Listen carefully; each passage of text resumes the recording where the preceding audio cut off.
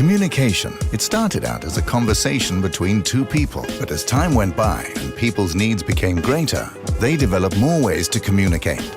Businesses today need to minimize incomplete connections. Therefore, it is critical that they provide optimal service. Xilinx desktop, mobile and web applications can process everything from normal calls and callbacks to chats, emails and social media inquiries. Let Xilinx liberate your business.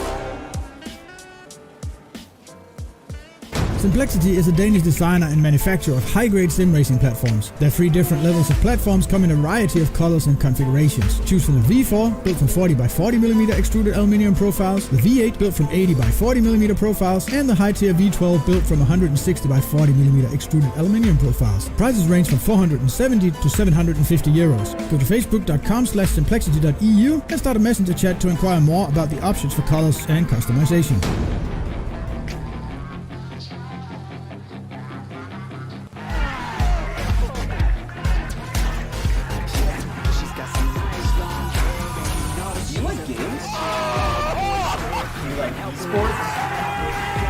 You hate watching laggy streams of tournaments on 13-inch screens?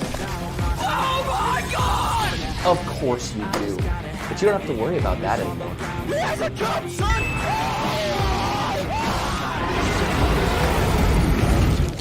Yeah, they say that she's a latch. Yeah, the whispers all around say she has a reputation. Don't believe it till I see it, so I want a demonstration. And I've always learned it better with a hands-on education. So I need a private session if you get what I am saying. And they say that she's not easy, no, she's really complicated. But that only makes it better, and it's got me so fixated. And I'm not the type to wait around, I've never hesitated. But she's got me captivated, so the game, I'm gonna play it, yeah.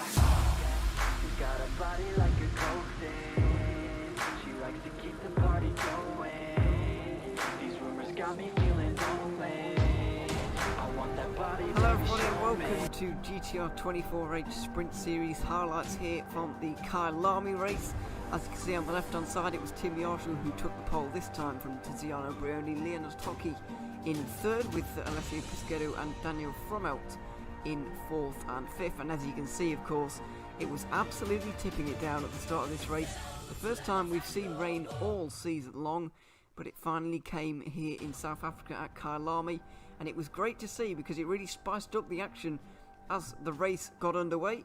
Tim Yarshall obviously leading everybody away down into turn number 1, which was fairly clean actually at the front of the field, but if you just look in the background, it was Dan Long who eventually got turned around here.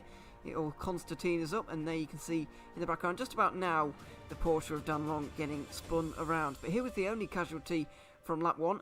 I say that as Leonard Tocchi goes wide at turn 2. He had dry tyres on early on in this race, which is obviously not the right call at all. Going wide was Alessio Pisquetto as he started to slip and slide through the field just a little bit. That was Miles Dixon getting up into P3, and he wasn't quite done yet there either, with Pierluca Mato also coming under fire from the Aston Martin, not only 5 minutes later. So Dixon was up into second position, which is a fantastic start from him, considering he started a lot further down on the grid. This was Johannes Weiss clipping a curb, or more like smacking a curb, going really sideways into the gravel there. This is on board with Sean Bennett as Mitty Hoyer got a much better exit in his Aston Martin up the inside into this right-hander, kind of medium speed, but he was able to get that overtake done. Dan Long tried to follow him through in his Porsche, trying to recover from a bad start, but ended up clattering into Sean Bennett, and he would eventually give that position back to the MSB Racing Aston Martin, but that wouldn't stop him from trying a little bit later on. This was a little bit of a cleaner move as Bennett went a little bit wide through that medium speed left-hander, and then into the S's. Dan Long was able to get that move done, currently on board with his Porsche just 15 minutes into the race. Pisquetto was continuing to struggled for grip really, as he went wide coming into the S's at the very same portion of the racetrack. And this allowed Johannes Weiss, who was recovering from his little slide earlier on, to climb up the order once again. He wasn't stopping there either. Pierluca Masso would then fall victim to the Butler Powell Motorsport Audi. The superior traction there was really no match for that Musto car, and he was up into third position.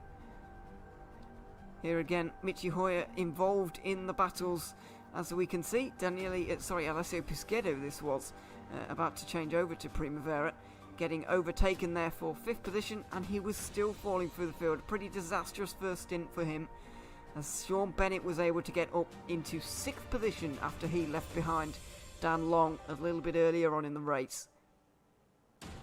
He would continue to climb through the field though. This was with Michi Hoyer, these two running in tandem for much of the second half of the first stint. They run side by side now out of turn 4, and Hoyer was able to hold on this occasion.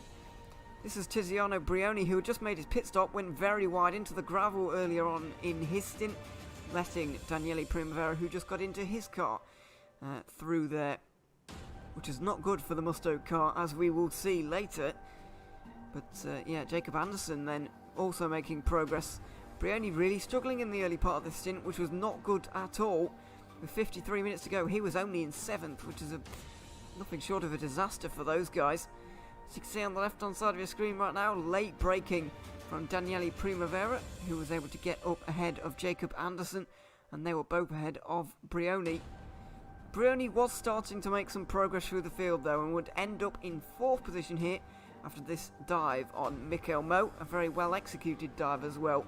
And he still had 3/4 of an hour to catch up to Filip Matzik in front of him. Meanwhile, this was Marko Pejic trying to overtake Jacob Anderson, who was also falling through the field just a little bit in his stint. Good traction there from the Audi, was able to get up the inside into this surprisingly good overtaking opportunity at the right-hander there. Careful not to clip the curve on the inside, and he was through fairly easily. He was also able to watch this fantastic battle for 5th position between Mikel Mo, Daniele Primavera and Pejic himself. It was absolutely huge to see these guys. Primavera is going to make a very late dive here. Bump and run on Mikel Mo, who was ended up in the gravel down to 7th position. Pejic tried to overtake both of them, but was squeezed onto the grass there by Primavera. And that was getting towards a naughty move there from the Italian. So he ended up letting Pejic through to avoid a penalty. As you can see, running through the S's now. As they exit on the left hand side, he's just going to let his foot off the gas just a little bit, and Pejic is going to get through. A couple of laps later, he would let Lucas Schmidt, his teammate, through to be lapped. So there would only end up being 4 or 5 cars on the lead lap in the end. So that allowed a little bit of daylight between Marko Pejic and Daniele Primavera, allowing Pejic to recover to 5th position after Otaki had such a disastrous start, as Primavera got overtaken by Mikel Mo. He'd let him through, of course, and now Mo was trying to hold on to that position once again. Primavera was able to get up into 6th position though. This was the main entertainment throughout the final part of the race though. It was Tiziano Brioni versus Filip Matzik, faking one side, going down the inside of the other on an incredibly tight line. Matzik pulled a little bit wide to try and get a better exit, and he did so in the end, running very close up through the S's at 3 and 4, and he would go for it here down the inside into turn 5, the 90-degree left-hander. Bit of contact between the two of them. Brioni would go into the gravel just a little bit. The German Matzik would retake that position as this battle continued on in the very final moments. As you can see, the clock ticking down to 0 now. Brioni braking much later than Matzik into this hairpin. He was able to just about get it done. Minimal contact, if not none at all. But Brioni would eventually get up into 3rd. It was Lucas Schmidt who took the win though, a very impressive win, able to lap everybody but the first 3 cars. Simon Crane for a historic 2nd place for Pulse Simsport. A fantastic drive from him and Miles Dixon put together. They were able to get 2nd, and Tiziano Brioni would come home 3rd, as you're about to see now, to tie up the championship with Burst Esport.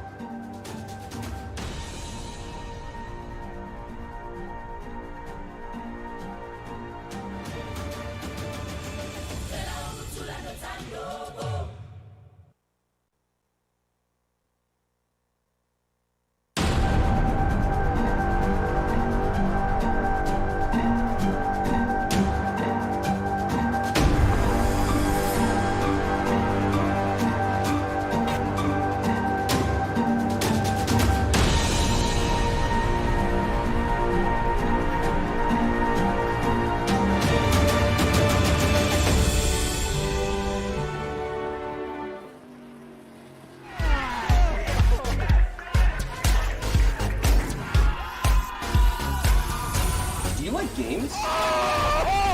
Do you like esports? Do you hate watching laggy streams of tournaments on 13-inch screens? Oh my god! Of course you do. But you don't have to worry about that anymore. He has a cup, son!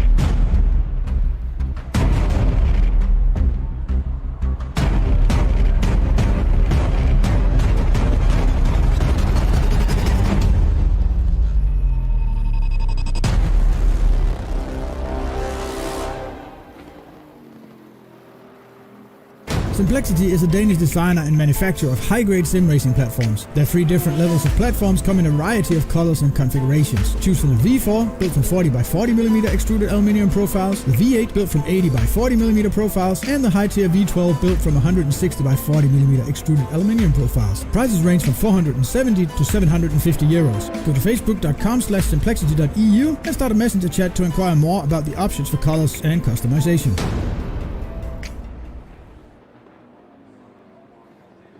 Communication. It started out as a conversation between two people, but as time went by and people's needs became greater, they developed more ways to communicate.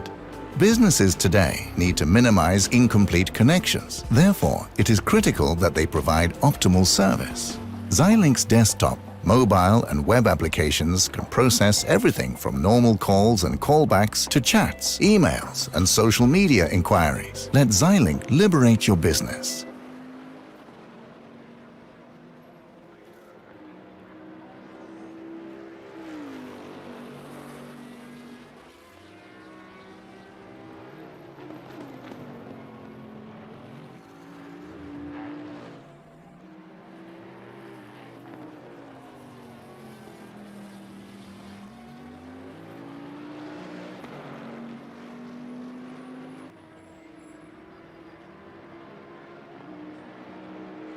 Good afternoon, ladies and gentlemen, and welcome to the GTR24H Sprint Series for round 9 of the championship at Nürburgring. I'm Yusuf bin Sahel, and currently with me in the commentary booth is my producer and currently co-commentator Peter. How you doing?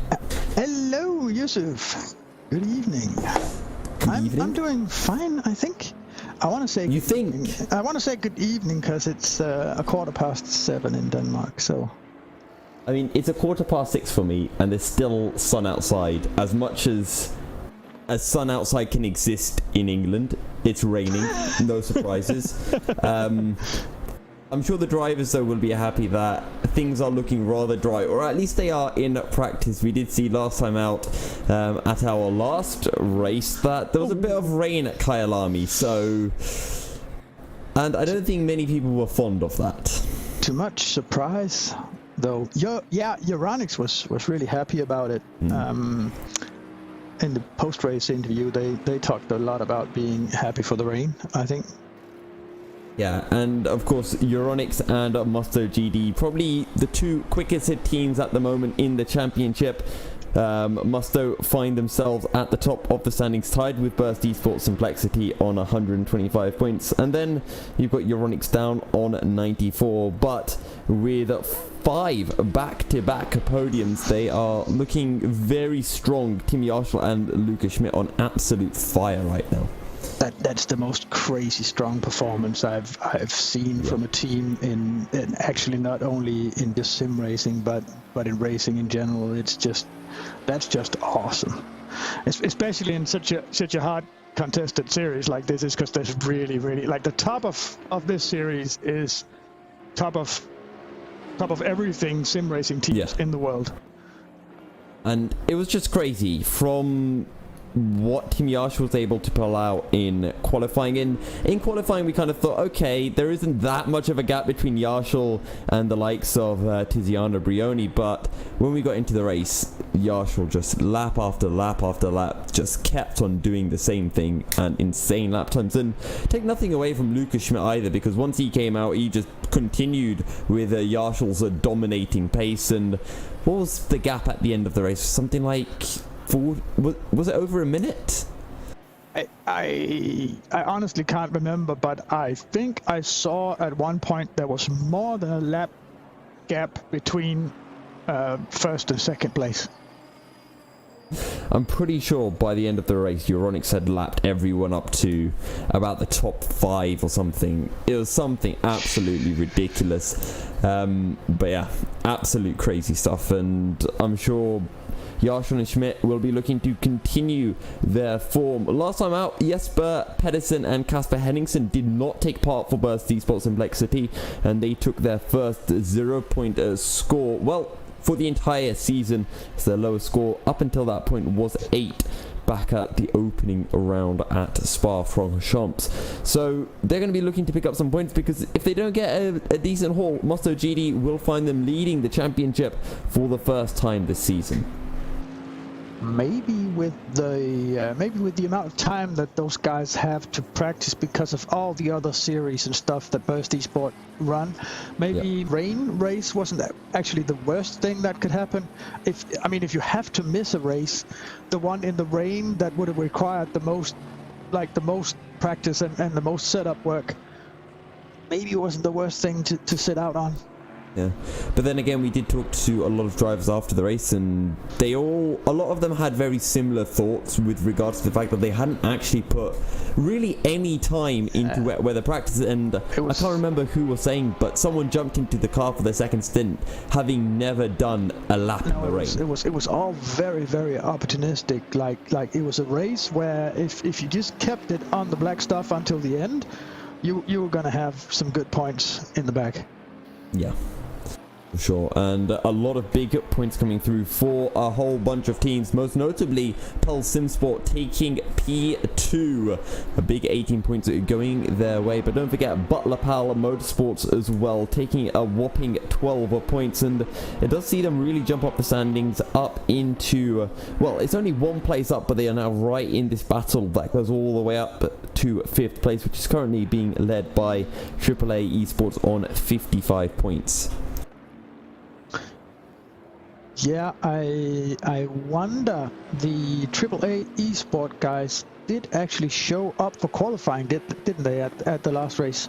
I don't think they... I'm not sure. I don't think they did, because I didn't see Alexandre Vermont or Valentin Barriere, so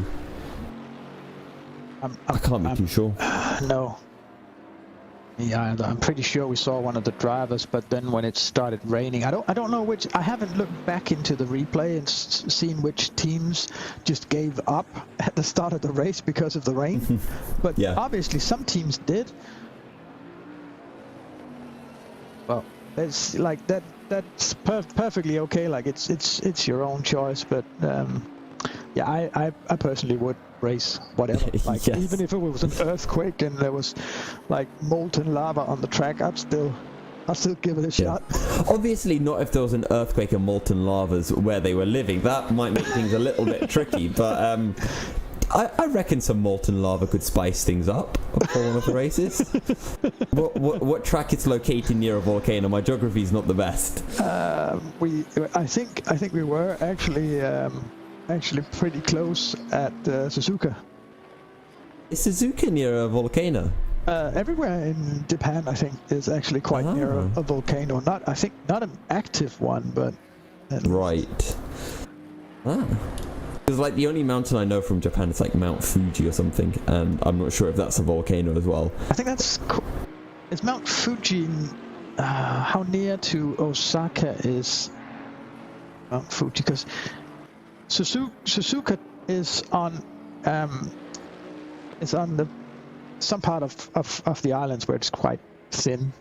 Right. And right at the opposite side of the Japanese island, right there is Osaka. So I don't know how far it is from Osaka to Fuji, but I think they're actually pretty close, aren't they?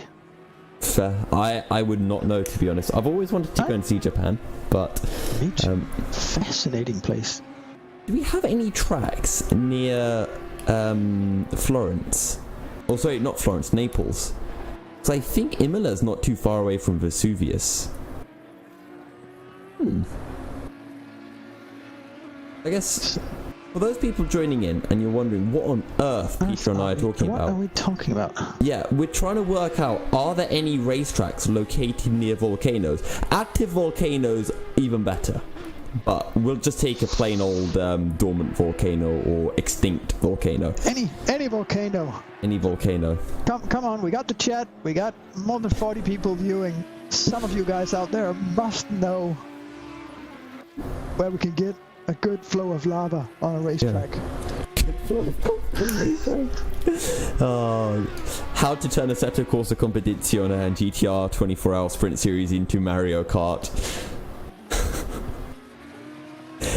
Are we going to have a bonus point round at the end of the season, Peter, where we get the drivers just to play Mario Kart? I don't know. I think it'd be great. If you try to emulate Mario Kart with the GT3 car, I think you'd at least have to turn off the traction control, because otherwise it just will never spin. And obviously you need it to spin when you throw the bananas. Oh yes, of course. I mean, I don't think we'd use the bananas for Assetto Corsa Mario Kart. I think we just use like oil slicks. But okay, forget everything I said. It's like Fuji Raceway is like near the very center of the Japanese islands. Suzuka is quite a bit down to the south of that. Okay. So it's quite a long way. Okay. So Fuji is much closer to much closer to Tokyo. Ah, okay. So yeah. So now you know. Now we do know. I mean, unless we've got any racetracks in Sicily, but I don't think we do. Don't think there's anything in Sardinia either, because apparently all of Sardinia is a volcano, if I remember correctly. But I could be completely mistaken there, and I probably am. By the way, at the Nürburgring, there are no volcanoes nearby. I've been around Nürburgring, but I've never been at the circuit itself. I hear it's nice. And they call it the Eiffel Mountains, even though there's not really any real mountains. It's more like the Eiffel, very, very steep hills. Okay. See, I'm just something just happened to Jesper Pedersen. I don't know if you caught that, Peter. I don't hope it's new wheel problems, because we've had that. He's had problems with his wheel disconnecting, and that was during the EVC 24-hour of Nürburgring race. That was actually one of the issues that led to the huge and now almost legendary battle with there were multiple drivers of both teams involved. Jesper Pedersen was in the battle. His teammate Janne Šimicic was in the battle, and Kasper Henningsen was in that battle as well. So it lasted from the end of. I think it lasted from the end of Jesper Pedersen's stint all the way through Kasper Henningsen's stint, and then Janne Šimicic took over the car and got the overtake done. And it was funny because that was against Hemmingsen. Right. It was Henningsen and Hemmingsen. Oh, great. Yeah. Very good, very nice commentary job there to get that messed up. What's Hemmingsen's first name? Because I should know this, because I have commentated on Hemmingsen before. You're talking about Kasper Henningsen from Best Esport, right? No, you said Hemmingsen. Yeah, Hemmingsen. If my memory worked well, I wouldn't need the internet and Google that much. But it's my day job, so I have my memory is ruined. I'm trying to find out. I'm checking the old series that I used to commentate in, which had Mr. Hemmingsen in it. And I'm not doing a very good job right now finding him. Oh. No, and it won't have it in any results or anything because it was all like team-based racing. Yeah, I could type on the internet and find out from this series, but you'll hear me typing very loudly on my keyboard, which I'd rather not do. Because I'm pretty sure at the start on my first ever GTR 24-hour cast, I actually ended up calling Casper Hemmingsen. I think is it Chris Hemmingsen? Can't remember. Yeah. Never mind. Why don't we get back to the actual racing? Just looking at the timing boards while you were trying to sort the Hemmingsen thing out. Peachich, 0.3 seconds behind Jesper Petersen. So can we already have a theory that Jesper Petersen's going to start the car? He's going to do the qualifying and start the car. I mean, I guess it would make sense if Burst sent out Jesper first, and I think that's also something that Burst have been finding works better for them, with Jesper starting the race and then Casper doing the second stint, and that's just mainly because I think Casper tends to get caught up in more early stint incidents, and Jesper just seems to keep it a little bit clean as a result. Yeah. Well, it's just individual driving styles. They're still driving the Audi, though. They are. From Lexus to Audi, Ewan's going to be very excited when he joins us. You know, it's the thing with the Audi that it's very good at those short accelerations from the slow corners. Yes. You do have a lot of those on this track. Porsche, I see a couple of Porsches as well in the lineup. Peter, Ewan has actually snuck up on us. He's actually in the room. Yay! He's here. Hey, Ewan. Hi, I'm here. Yeah, I've been buddy. listening to you for the last couple of minutes, and yes, I am excited. By the way, but yeah, thanks for that. Yeah, Says there's a minute and 25 seconds to the start of qualifying, so maybe we should just do a commercial break, and then you guys, I'll leave it all to you, and you can sort out yourselves after that. How about that for an idea? That sounds alright to me. Yeah. Okay, the proper commentary, guys, will be right back after this.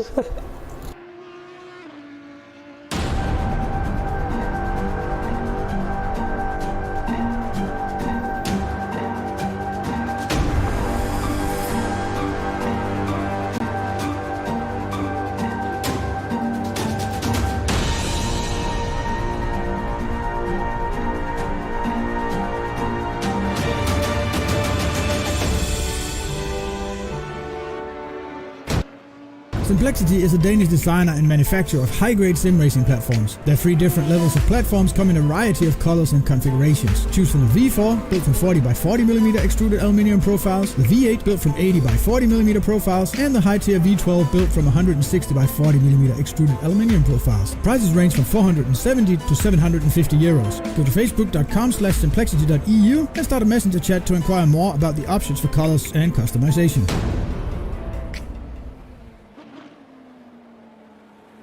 Communication. It started out as a conversation between 2 people, but as time went by and people's needs became greater, they developed more ways to communicate. Businesses today need to minimize incomplete connections. Therefore, it is critical that they provide optimal service.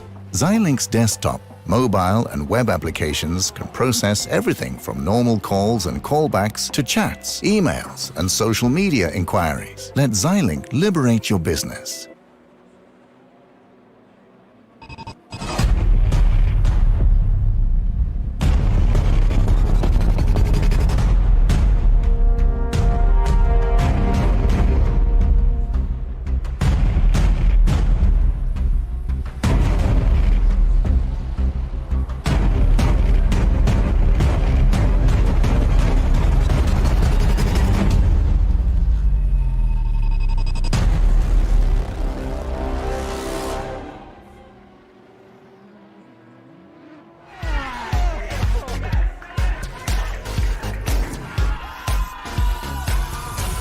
you like games? Do you like esports? Do you hate watching laggy streams of tournaments on 13-inch screens? Oh my god! Of course you do. But you don't have to worry about that anymore. He has a jump, son!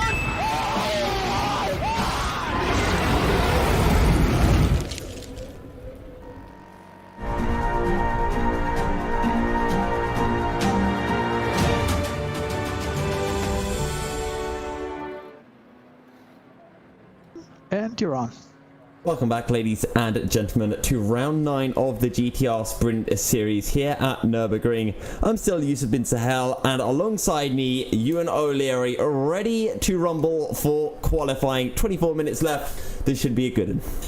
It should be, yeah, we're just starting now. I've just changed something I didn't want to. There we go. I'm sorted now. I'm ready for this qualifying session. I'm wondering who is going to take this pole position, because I can't imagine it being the most important of the season, to be honest. It's going to be relatively important, as it always is, but it's not a disaster if you're on row 3 or 4 or something worse than that even, but yeah, it's still going to be a very interesting session. 18 cars lined up. I've got to admit that I was a little bit worried about the numbers last week. And something like 14 cars even entered the race or something. I was a little bit worried for if it was going to decline for the rest of the season. But we're back up to 18, which is very healthy, considering that this season started nearly 5 months ago now, I think it was. So that's very, very healthy numbers to say that we're that deep into a season, and I'm very glad to see that. Yeah, a long time ago did the season start, and now we are making our way into the latter portions of it. And the storyline, well, it was Burst Esport leading the way, and they were looking like a dominant force, an unstoppable force, and then all of a sudden, out of nowhere, Musto and Euronics have just been absolutely phenomenal, and between them they've been practically taking every single race win. And now Musto find themselves tied with Burst Esports. Euronics find themselves a further 30 points adrift, but everything can change here at the Nürburgring. Yeah, it definitely can. I'm just wondering if the weather's going to play a part in this race, because it did last time out in Kailami. For our first and only visit to the continent of Africa, it absolutely poured it down, which I was a little bit surprised about, but it did dry up towards the end, and it provided a fantastic race for us, and it also provided the biggest winning margin we've had all season, and probably will have, because I can't see anybody winning by 1 minute and 20 again in this field. It was a truly phenomenal drive from Tim Yarshall and Luca Schmidt last week. Sorry, 2 weeks ago now it was. So yeah, I can't see anybody really topping that, but they're definitely looking strong again, going to the top for the first time on the board. Prioni just goes a slight bit faster than them though. It's going to be Musto and Euronics right at the front once again. I'm just wondering where Burst Esport are going to fit into this. You've got to imagine that these 3 teams are going to be extremely close in qualifying. Yeah, you have to imagine. I'm riding a ball with Michi Hoyer. He's not going to be able to set in a great lap. He's all the way down in 5th behind the Team Rookie Monsters car of Mantis Records. He's up in 4th place. So our good old friends from Burst Esports Simplexity is Jesper Pedersen, who is out on the circuit. And I was actually talking to Peter a little bit earlier about who we reckon would be starting qualifying and the race for Burst Esport. And, you know, Jesper has been the one who's been put into the cockpit at the start recently anyway, and I think Burst Esport will kind of stick with that for the remainder of the season. Yeah, he started most of the races so far. He didn't start in Suzuka, and that didn't exactly go very well for them. Henningsen dropped down the order very sharpish at the start of that race. They managed to recover to 3rd position somewhat miraculously in the end, with a great drive from Pedersen and a pretty good recovery from Henningsen as well, it has to be said. But I think Pedersen, like you were mentioning just before the break, he's a little bit more comfortable starting the car, so it's a little bit safer just to do this. It's not the final round, so I think going for the safe option is probably better than going for a kind of all-out, kind of a risky one, really. I think it's better to play it safe at this point. But he just doesn't quite look like... So one thing I know, he is extremely quick, Pedersen, but in qualifying he sometimes doesn't quite have it on his rivals. Prioni's currently at the top of the sheets with the timing sheets with a 54.1, then Yarshall second, Pedersen third, but Pedersen is now nearly a second down on Brioni because Brioni has just improved on his time by another half a second, and he's the first man into the 53s. Yeah, he is indeed, and I think we both knew from right after the last race ended, maybe even from when Laguna Seca ended, that here at the Nürburgring it would be Brioni and Yarshall battling for pole, and I think that's how we are expecting every single qualifying and race session to really go, because Brioni and Yarshall, or I should just say Musto and Euronics, just seem to be on a completely different level right now. But that being said, good to see Burst Esports Complexity up there and not too far away from those leading two. Yeah, and don't forget, in the championship right now is a dead tie between Brioni's 71 Musto car and Pedersen's number 94 Burst Esport car. So those guys are so close in the championship right now. Couldn't be closer. And I, for one, am really, really glad about that, because it's so good to have a championship fight on our hands throughout this season. And we'll see who is going to take it. It's basically starting all over again, really, with just 3 rounds to go. So it's going to be a very close margin. And earlier on in the season, we really did think that Burst Esport were going to absolutely trounce Musto, to be honest. I thought they were going to run away with it halfway through, but then they had a couple of bad races. Musto really started to get into their stride, winning for the first time at Suzuka, then doubling up at Laguna Seca. Obviously they weren't able to win last time out at Kailami, but the absence of Burst Esport really allowed them to gain even more points, so they're right in this race now, dead even with Burst Esports, and it's going to be fascinating to see who's going to come out on top. And to be honest, at this point both of them deserve to win, but there can only be one winner, of course. Yeah, and of course we can't count out Euronics as well. The first 3 races of the season, they scored no points. So their season really started all the way back in Hungary, where they took the win as well. So from the very get-go, every race that they've scored points in, they have been in, well, the top 2 positions. And when we think back to the likes of Suzuka and Laguna Seca, where they came second, arguably they should have won those as well. They had drive-through penalties, and despite those drive-through penalties, they still picked up P2. And they're only 31 points off the lead. It is possible for them to close up, especially if they get a win here and both Burst Esport and Musto find themselves outside of that podium. Yeah, even if they win all 3 races at this point, it's not going to be guaranteed enough for them. No. So they've got a big job on their hands, but they still can definitely do it. I'm kind of writing them off in my head subconsciously, but yeah, they definitely are still on it, thinking about it. Not many points behind at all. Obviously, as you said, really kick-starting their season at the Hungaroring, and without those mistakes, to be honest, I'd forgotten about those mistakes, if I'm honest. Yeah. But without them, they really would have been further up the order, but unfortunately they did make them, and it has really benefited Musto in this season more than anybody, because even in those races at Suzuka and Laguna Seca where they should have won, they still beat Burst Esports, so it's really benefited Musto in quite a dramatic way. But into this qualifying session right now, Musto still at the top of the order. It's a 53.6. I'm struggling with numbers a little bit today, but they're 2 tenths ahead of Euronics, and then Burst Esport 30. It's remarkably close to the rest of the field as well, though. Normally we see a bit of a gulf in class between the front 3 teams, the main teams in this championship, and then everybody else. But this week, there's absolutely almost nothing separating all of these guys, and that is fantastic to see everybody behind improving their level. And seeing if maybe they can challenge for podiums like Pulse Sim Sport did last time. Yeah, and you know who else this is good for, the times being really close together?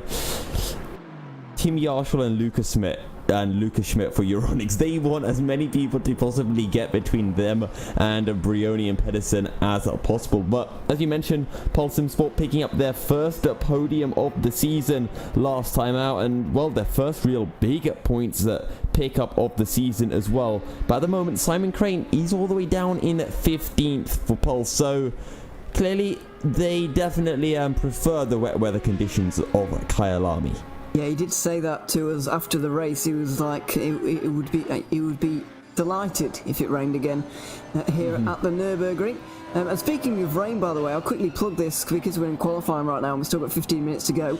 And it probably won't calm down in the race because that's the way this series normally goes. So I'll get it in now. We've got a 24 hours at Matsusaka, by the way, for the Endurance Series this weekend. And the weather forecast does not look particularly promising if you like dry weather. So it's going to be a very entertaining race indeed.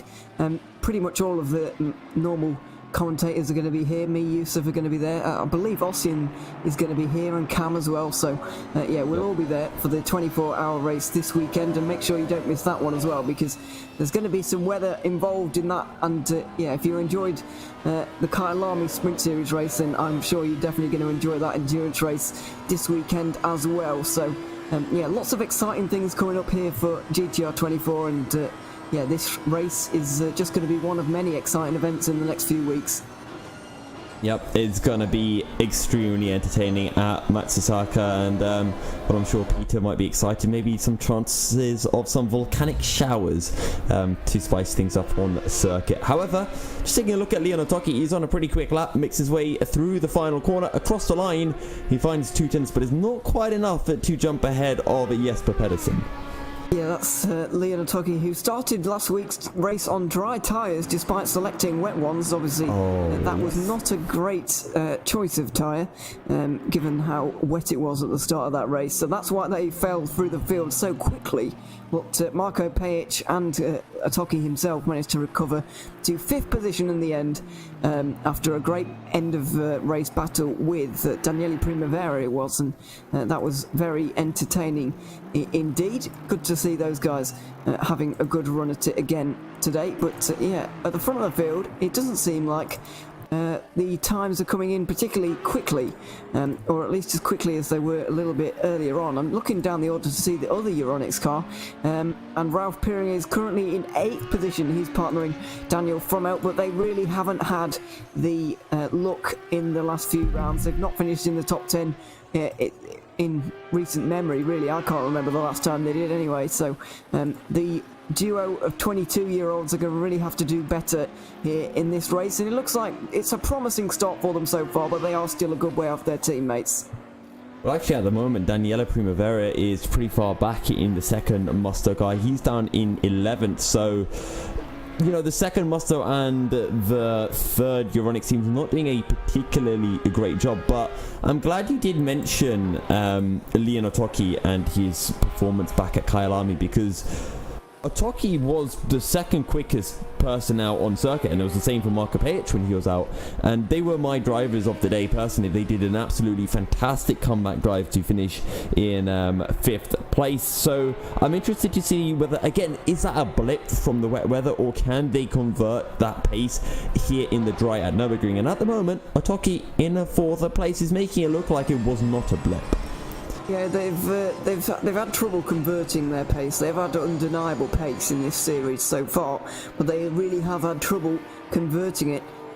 So it'll be good to see them do it again today. Currently inside the top 5, which is a good result for them. And by the way, something that was confusing me a little bit earlier on is Michi Hoyer. Apparently he's driving the number 98 at the moment. That's an in-game livery and whatnot, and number as well, because it's got a Rover Racing Porsche at the moment. So that's the number 98, but it's not actually the number 98 if you see it from the series. That's supposed to be Daniele Primavera, but it as Joshua gets the biggest slide I've seen today through that tricky final chicane. It doesn't look like he's going to be improving on his time anymore. He might have been able to beforehand, but not anymore as he comes over the line. But yeah, it's he does improve, but he can't quite get past Brioni. I just wonder what he can actually do if he doesn't have that slide again. But yeah, talking about Michi Hoyer and Mikkel Mo, who he's going to be partnering with, they're not actually driving the number 98. It's a different number that they have. Primavera and Puskedo are supposed to have that number, but they have been beaten to it by Hoyer and Mo on this occasion. So yeah, let's not be confused. Personally, let's not be confused by that, because it did confuse me initially as I got in here. But yeah, it seems that they've just swapped for this race. Yeah, always helps us, doesn't it, when teams change car numbers from race to race. Something else that teams can, of course, change as well are car manufacturers. And Ewan, Well, we had a little bit of a mention earlier on about seeing a few Audis out on circuit, but we've also got the Porsches out on track as well. I'm glad to see. One thing I am glad to see is that it is close between different manufacturers. I say this pretty much every week, and I know that you picked up on it as well in the last few weeks. That I say it every week, but it does. It just makes things more interesting, really, doesn't it? Because sometimes it looks like a spec series with the way the cars are up front. Obviously, there are those who hang around with the same car down the back of the field, but they're at the back of the field, so it's good to see some different things going on up the front of the field. And yeah, Audi strong for the second week in a row, it looks like, because they were dominant last week at Kyalami, especially in the dry and qualifying and towards the end of the race. They were really, really good. And they're pretty strong again here today, but Brioni's mixing up in the Porsche, which he seems to like, I think. The Musto team often go for the Porsche, even when it's not quite the best car you can pick.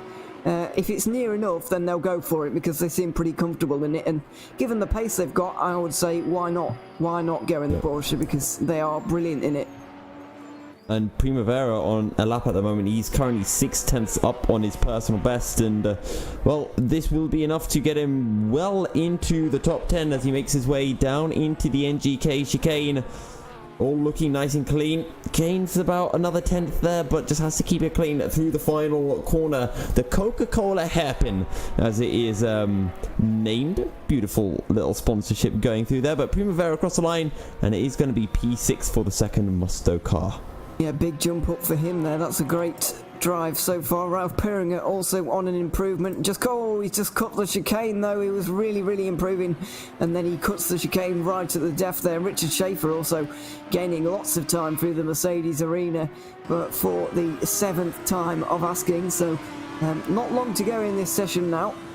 Got roughly 8 minutes, so the guys are just going to be setting this lap time. Most of them are out there at the moment trying to set lap times, and then they'll be coming back in here in a moment, and then they will go back out one more time with about 3 or 4 minutes to go, and then that will be the final round of times to come in. And that's when things are going to get very exciting, because it's very, very close at the front of the field. Schaefer is only 3/4 of a tenth away. However, he's in 5th position, which is quite a long way down considering what that lap time is. So yeah, he'll be looking to improve and see if he can get up the order any, but he's going to need about 3 tenths if he wants to get past Leon Ottogi. Can I also just give a shout out as well to Daniele Brambilla, because he's all the way up in P7, and this is by far the best qualifying performance that he's pulled out. Still in the McLaren as well, so I think this is going to be, if he stays within the top 10 after the race, their first points of the season. I don't know for sure, but it's probably something around that. They've had tremendous bad luck throughout this season, either through driving error or any other number of errors, really. But they've just not... Finishing the race has been difficult enough for them, I'm afraid, throughout the whole of this season. But to see them actually have the pace here in 8th position from Brambilla is really, really impressive, and yeah, really, really good, and a very nice livery, I have to say. Actually, just got a sneak peek of it myself, and yeah, it looks like a very nice livery as Leon Ottogi just jumps up just behind his teammate there, 3,000 separating the 2 Euronics cars, and that is ominous for Brioni, because he's going to have those blue and yellow Audis right in behind him off this start, and it's going to be very menacing for him, especially down into turn 1. Yeah, and this is probably the one thing that can really be Euronics' saving grace in the championship. The fact that their second team is really starting to pick up and right up there in pace. And if that second Euronics team can just get between the first Euronics team, the Gaming Intel team, and the Musto GD team, they can be finding those crucial 10 points per race. Tim Yarshall is on a new personal best lap. He's 2 tenths up, and it is clean this time through the NGK chicane. He's half a second up as well, Ewan. This is going to be a banger of a lap. It is, and it's surely going to see him to the top of the timing sheets right now, and there he goes. It's a low 53, 3 tenths down off getting that 52. So a really nice lap time there from Tim Yarshaw, and yeah, as you say, it's great for them to have Leon Otoki up the front of the order as well, because if they're able to get a 1-2, I know it's a tall order, but if they're able to get the 1-2, then they can guarantee themselves those 10 points per race, as you say. And that is going to be extremely helpful for them if they're going to try and get this championship as Otoki comes into the pit lane on this occasion. But Brioni is going to have to pull out something really special on the final lap here if he wants to take pole. He's been holding the pole position for most of this session so far, but now he's really going to need to pull something extremely good out of the bag if he wants to start on the pole position. Yeah, well, let's see what Tiziano can pull out. He's on his outlap, so is Lukeberg. And, Brioni, Lukeberg, and Otoki are still in the pits. They still have to do their outlaps. We'll also see what Jesper Pedersen can pull out as well. We're discounting Burst Esports Complexity, despite the fact that they are at the top of the standings. It's just how quick Musto and Euronics have been looking in recent times. And, well, let's see if they can spoil the party. Just to put it out there for everyone, if we see Euronics win the next 3 races of the championship and Musto GD come third, Musto will win the championship by a single point. Yeah, they would. But obviously this is a hypothetical situation at the moment. Yes. But to have it separated by 1 point at the very end of the season would be nice. Yeah. It's plausible though, isn't it? The way things are running, you wouldn't be surprised. As a betting man, it's something that you could bet on and, not be completely out there with it. No, it's a reasonable bet to be. It's not a safe bet, but it's a reasonable one. But that's for sure. So, yes. Is any bet safe though? No. Well, very few are. I agree, but it just sounded better in my head, really. But anyway. Tim Yarshaw getting a drive-through penalty for Euronics might be a safe one. Oh! Did you hear that? Wow, that was outrageous. The roast there was exquisite, but yeah, that was truly ruthless. That was actually, as Simon Crane just goes off into the wall. I'm glad we're not having a land, otherwise I might be getting some stern words from Tim Yarshaw. You won't make it out of the arena again. You might make it in, but not out again. But there you go. Deary me. I'm sorry, Tim. I love you, really. Let's just hope he's not watching, or anybody who knows him, because I feel like the chances of that are quite low. But yeah, we might need it. Otherwise, Yusuf's not making it out of the arena next year. As Yarshaw himself just goes for a little spin, pushing hard to get that pole position. And now the pressure is really on Brioni. He's not come over the line yet to start his lap time. Leon Otoki has, but it's not been the greatest first sector or first couple of corners, should I say, I've ever seen. But he could still pull it back later on in the lap. And just remember, Leon Otoki, if he gets 2.5 tenths, that's him up into second place. It is that close at the front of the field, and we are talking about 4 tenths separating the top of 4. Jesper Pedersen finds himself a further 2 tenths back. He's on a hot lap, but he is not improving at the moment, and Leon Otoki is pretty much bang even with his personal best at the moment. Yeah, he just needs to inch out a couple more tenths in this lap time if he wants to lock out the front row for Euronics. Brioni is improving though. He's just making his way through the first quarter of the lap at the moment. He's had a lot of attempts at this now. He went to the top of the timesheet with his first lap time, and he has not relinquished that until a few moments ago when Yarshaw put his lap time in, but Brioni hasn't been able to improve all session. Has he hit his peak too early? That is the question here. I don't think he has. He's probably safe as Leon Otoki also goes wide. I think he's abandoning or at least losing out on his lap time now. Yep. Coming towards the final couple of corners, he's a second down, and that is not good news for him either, but Brioni's not improving either, so looks like nobody can actually do anything right now.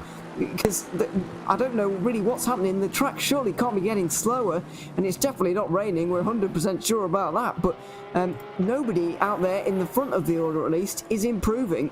Well, keep an eye at the moment on Daniela Primavera, because he's on a better lap, and he's been going from half a second up to a few tenths up. So I reckon he can put out a 54 dead, and that might see him jump ahead of Jesper Pedersen for P3. Yeah, that would be really impressive. P4, and yeah, P4 there just at the moment for Pedersen, and that would be very helpful for Musto if they could get their second car to the front of the order. But Brioni through the final corner now, it is not going to be an improvement for him. He's over a second down. He's going to have to settle for the front row, and it's going to be second place for him in this qualifying session. But what can Primavera do right now? Coming towards the chicane for the final time now, the final lap, and basically the final runner who can really improve on his lap time at the very end now. Just changing it down to third gear, missing the apex ever so slightly on the left, but nails it on the right. Now, final corner, he nails it on the braking. Pretty good on the exit as well. Now, what is this going to be for Primavera? It's going to need to be good if he wants to help out his teammates. It's sixth position for him. Richard Schaefer's got up into fourth, with Jesper Pedersen down in fifth. So Burst Esport have not had the best qualifying session. And Leon Otaki is on a hot lap. He was a little bit up, but he runs a little bit wide through turns 8 and 9 as now he makes his way into turn 10 and is still pretty much dead even with his personal best. He needs to find over 0.2 of a second if he wants to pit Brioni, who himself, Brioni is actually on a quicker lap right now, just a few hundredths up on his personal best, and at the moment it's a bit short if he wants to pit Yashel for pole.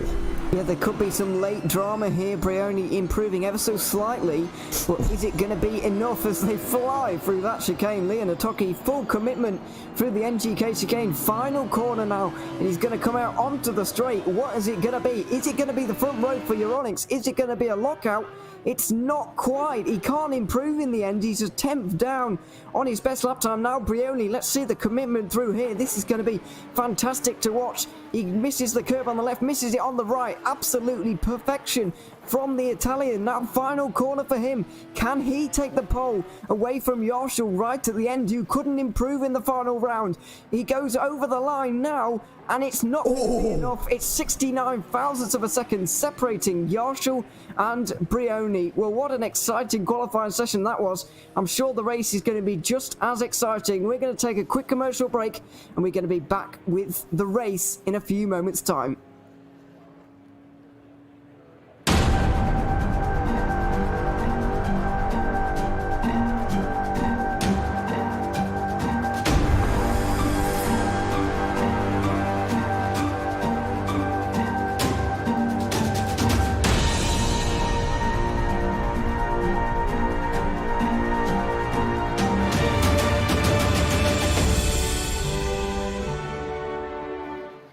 Simplexity is a Danish designer and manufacturer of high-grade sim racing platforms. Their 3 different levels of platforms come in a variety of colors and configurations. Choose from the V4, built from 40 by 40mm extruded aluminium profiles, the V8 built from 80 by 40mm profiles, and the high-tier V12 built from 160 by 40mm extruded aluminium profiles. Prices range from 470 to 750 euros. Go to facebook.com/simplexity.eu and start a messenger chat to inquire more about the options for colors and customization.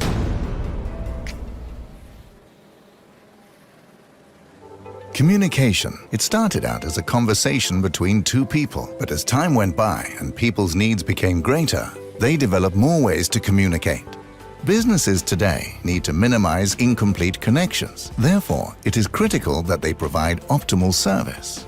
Xilinx desktop, mobile and web applications can process everything from normal calls and callbacks to chats, emails, and social media inquiries. Let Xilinx liberate your business.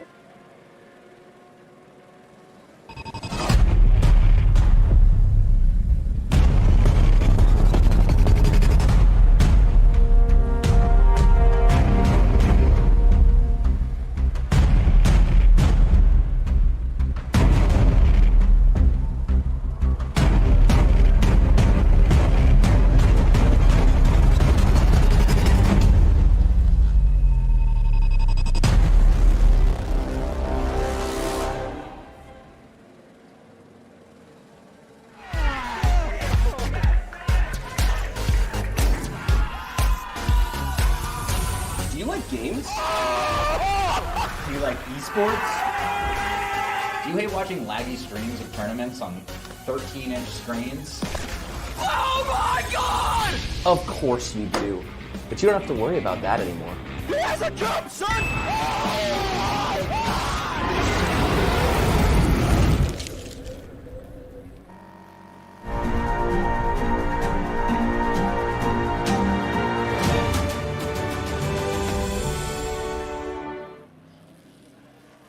ending to the well-run championship. Thank you very much, and have fun. Welcome back, ladies and gentlemen, as we get ready for, well, round 9 of the championship here at Nürburgring. We just heard from Nick Newcomb, race director, just telling everyone, be a bit careful, there are championships at stake, no shenanigans, and we definitely don't want to see any of that. We just want to see some pure wheel-to-wheel racing for, well, what is going to be a thrilling battle.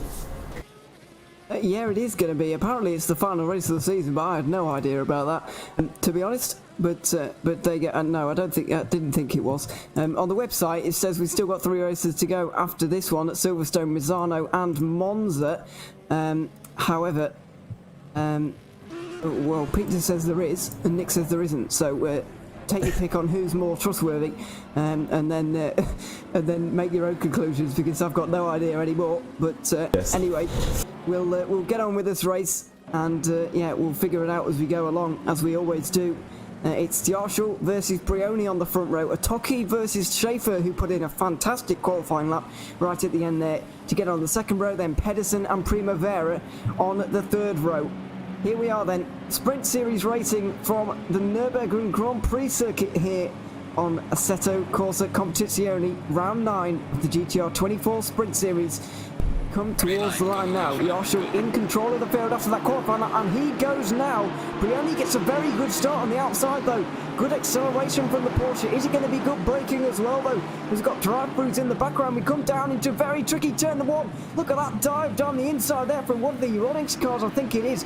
Maybe from an Audi, but it is Yarshall who takes the lead around the Mercedes arena for the first time. I believe that Daniele Primavera has made a fantastic start, possibly even into third position off that lap number 1, but a great start from Yarshall and a decent one from Brioni as well. Oh, there's a contact in the background. There could be chaos now because the whole field is stacked up, and that is going to make things very, very difficult for everyone indeed. And Daniele Primavera is caught right in the middle of it. I think he was the one who lost his back end coming out of the Mercedes arena, and now he's fallen all the way back down the order. You mentioned what a great start he's had, but the start was not over yet. Still got the entire first lap to go. More contact on the short run up towards the right-hander of turn 11, and Daniele Primavera makes contact with the 59, and they're both off into the grass.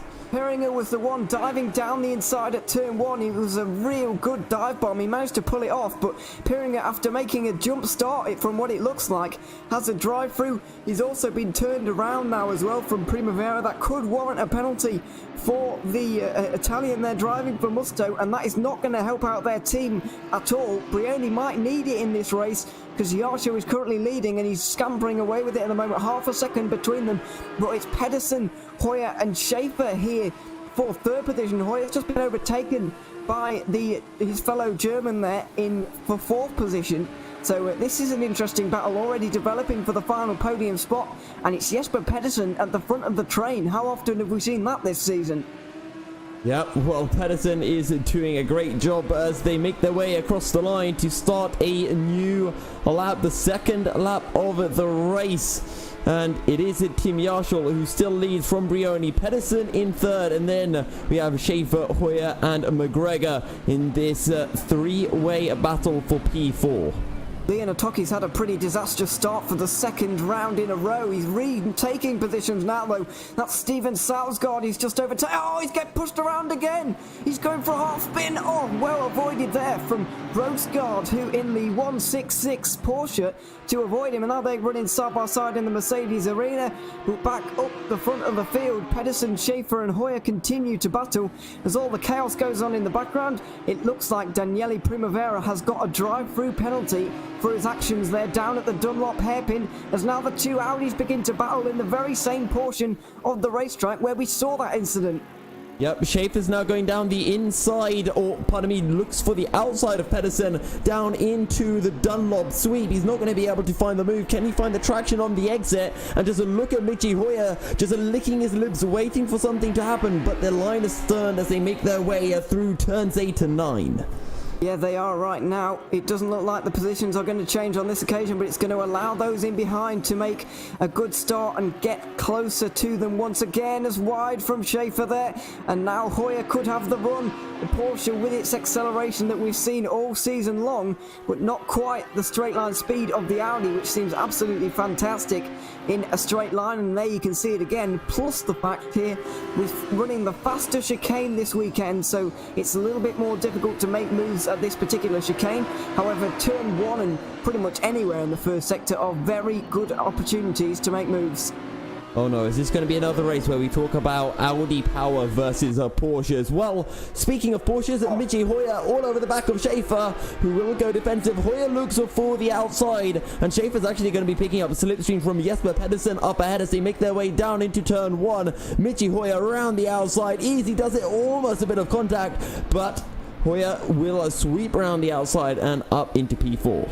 Big move on the brakes there, fantastic braking performance from Hoyer, something that we haven't really seen from him so far. He's not really got into his stride in this series so far, preferring to focus on other things really, but now he's really able to invest his time into this. He's really starting to show us really what he's worth, and it's been fantastic to see him really hitting his stride now. Maybe they can even get a podium here. Of course, he's partnering with Mikkel Mo. We'll see how he stacks up against the co-drivers of those around him, like Casper Henningsen and not Philip Matzik, but somebody, Johannes Weiss. I think he's going to be taking over for Richard Schaefer in this race. But yeah, it's going to be, it's not Weiss, but it's somebody else. You know what I mean?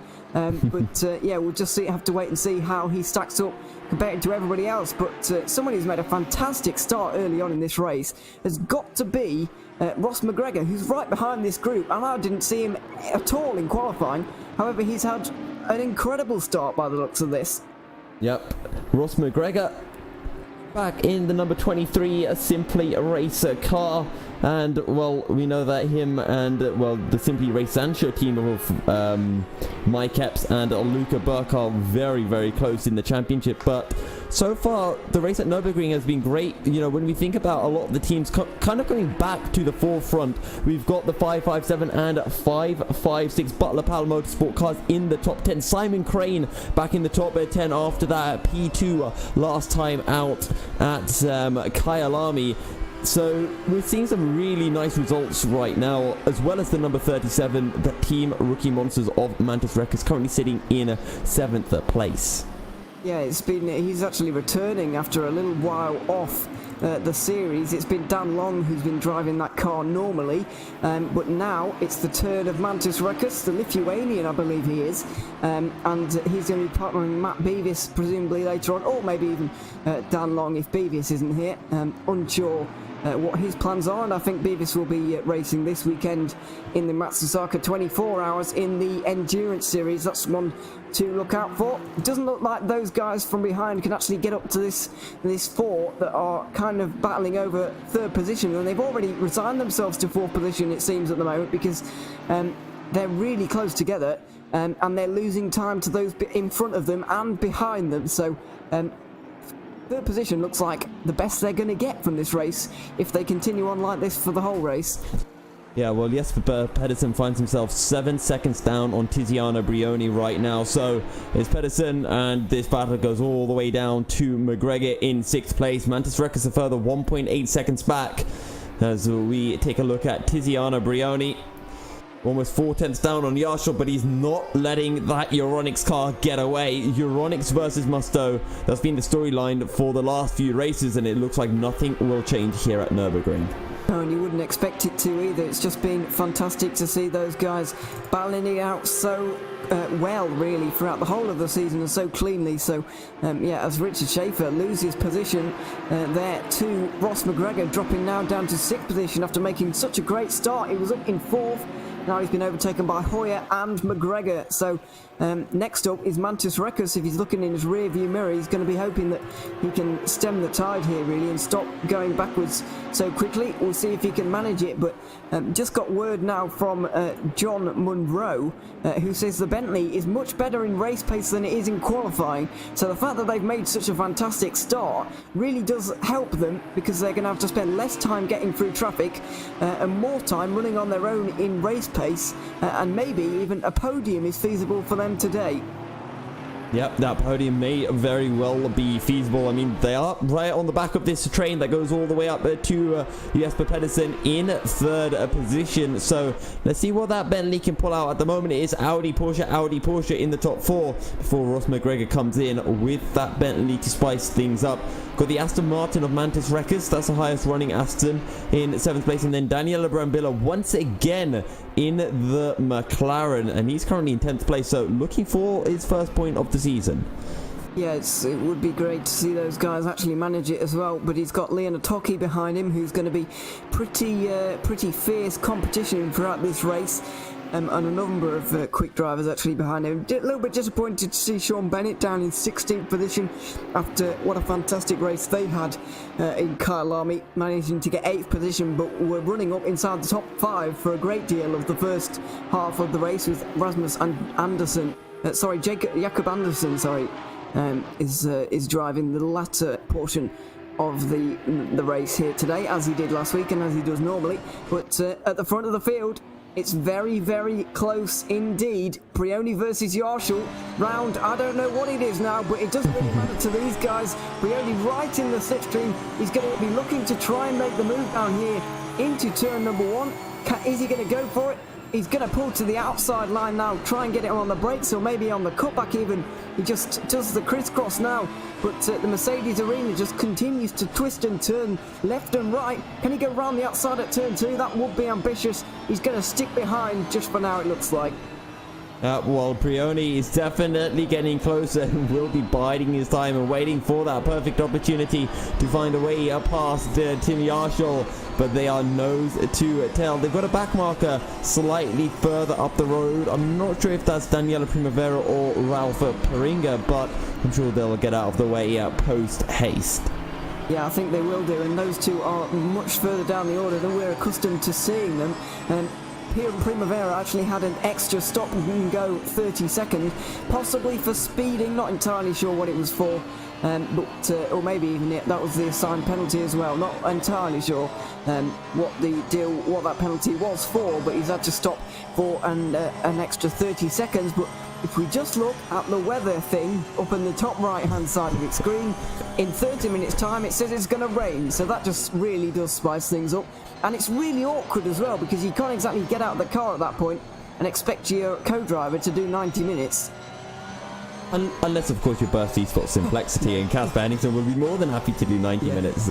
But yeah, as you mentioned, that forecast suggesting that rain is going to be coming down in 30 minutes, and we know on a set of course that the forecast is usually pretty accurate, so more than likely we will be getting that rain with about 70 minutes on the clock. And you know, that's kind of on the borderline of the driver change as well, but wouldn't it be great if we got rain just before the driver change window really opened, and really forced some of the drivers to try to extend their fuel all the way to the end of the race, and we see a few last lap battles on dregs of fuel. Yeah, it could become a fuel race at the end of this, depending on when the rain does come and what strategies these guys go for in the rain. We did see last week that Philip Mapsik and Johannes Weiss actually were a lap short on fuel because of the rain situation, and having to do strange things with the pit stop strategy because of the rain and things like that. So it does happen. They were able to finish 4th in the end. They were battling with Brioni in the end, in that fantastic battle towards the end of the race, and that is a very memorable one as well. But yeah, it certainly makes you do strange things with strategy, and we're predicting today is going to be no different. It's going to be awkward, to say the least, really. Is it going to be the first time where we see a legitimate two-stop strategy from all of these guys? It's something that we don't often see, because these guys can make it through on one stop quite comfortably. But they might actually have to make 2 stops in this race, and that makes things very interesting indeed. Yep. So we see Tiziano Brioni closing in onto Yarshall again, and another thing to consider, Ewan, is we do not know how long this rain will stay out for. It could dry up by the end of the race, which would just add even more drama to what is already looking to be a pretty dramatical Nürburgring round 9 of the GTR 24-hour Sprint Series. Is Brioni close enough this time around to have a go at Yarshall? He's pretty close, but I don't think he's going to be quite close enough on the exit of the Coca-Cola hairpin. He looks quite happy to stick behind just for now, really. He gave it a go a couple of laps ago. Is he going to give it another one now down into turn 1? He's in the slipstream. But he is not. Oh, it's a late one. He's gone for it on the brakes. A very late surprise manoeuvre on Yarshall. Very close between the two of them. No, a bit of contact with the doors. And Brioni's had to go a little bit wide now. Yarshall, he just gives a flash of the lights there, does Brioni, to show how disappointed he was in that just little door rub between the two of them. But the first piece of contact has been made between Euronics and Musto, and it's getting very spicy now at the front of the field. Fantastic to see these two great teams go at it once again. We hope they'll keep it clean, but that was a great battle to as a little starter to what we're going to see throughout the rest of this race. And not just for the rest of this race, for the rest of the season as well. And it is so vital that Yarshall keeps the Brioni behind him. I wonder if race control will let Yarshall know that he's under their eye. But Audi versus Porsche, and I want to go as far as saying if Brioni finds a way past Yarshall, if Musto beat Euronics here, Euronics are out of the championship hunt. That's how pivotal I think this battle right here is. It is very pivotal, I would agree, but I don't know if it's quite... it's difficult to say. We've got 4 rounds to go, including this one. They've got a 31-point deficit, I think you said earlier on. So, and obviously Musto and Burst are on exactly the same points, so they can not stop where it... It's difficult at this point. Obviously, Musto would really like to beat Euronics in this one. And obviously Euronics would really like to beat Musto, that's obvious. But whether it's do or die here already for Euronics, I don't know. But it would certainly help them out massively if they can stretch this out to the end of the race. The gap will be 24 points between them and Musto, with Burst Esport just 3 points behind Musto at the top of the championship. So I don't know if it's championship ending if they come second here, but it would certainly do them a great deal of good if they were to win this race, obviously. So essentially I'm seeing it like this, Ewan. If Musto take the win here, they're going to find themselves 38 points clear with 3 races remaining, which essentially means that they can finish third in the next 3 races and win the championship, or as long as they finish third and ahead of Burst Esports. So that's the reason why, because I think if Yarshall does not stay ahead, if Euronics don't make sure that they beat Musto here, they are no longer in control of the championship. They no longer have control over their own fate. It all rests on whether Musto make a mistake in any of the future races. And from what we've seen before, if there's no pressure on Musto, I don't think they will be making that mistake. No, it's hard to see them making a mistake, but you could already argue that it is out of their hands already, because if they win the last 4 races, they still can't quite win the championship. It is still banking on Musto finishing third in a race. So it is... or fourth, sorry, in 8, well, maybe third, as well. It depends. It would go back to countback. But if they're going to win the last 4 races, then they're probably going to win countback, to be honest. Yes. So with the amount of race wins you'd be racking up at that point. Yeah, I see what you're saying now about this, the mathematical equation that they've got to do at the same time. And obviously this is not really what the drivers who are waiting to get in now really need. They don't really want to be doing the maths at this point. I wouldn't be expecting them to be honest, because we're still 4 rounds out from the end of the championship, and it's not quite the last race of the season. Obviously when we do get there, then they are going to know the championship situation when they get in the car, and they're going to get updates on it while they're in the final few moments as well. So it's certainly interesting. It is certainly interesting. It's never boring in this series, but yeah, difficult equations now for Euronics, and I would now agree, now that you've said that there will be something like 38 points behind Musto. That is big going into the final 3 races, and it's going to need a disaster for Musto to lose the championship from there to Euronics. But obviously Burst Esport are still a card that we haven't really talked about so far in this race, because they've not quite had the pace of the front 2 as it stands at the moment. And I don't know if there are any MotoGP fans out there, but this kind of battle reminds me back when Dani Pedrosa was battling Jorge Lorenzo for the MotoGP Championship. I think in 2012, it was the year before Marquez joined. And I think Pedrosa needed something crazy, like he had to win every single one of the last 7 races, with Lorenzo finishing second, with the exception of one race where Lorenzo had to finish third and Pedrosa would win the championship. And Pedrosa won every single race with Lorenzo in second, all the way down to the season finale in Phillip Island, where Pedrosa was first, Casey Stoner was second, and Lorenzo was third. And then Pedrosa fell off his bike about 5 laps in, and Lorenzo won the championship.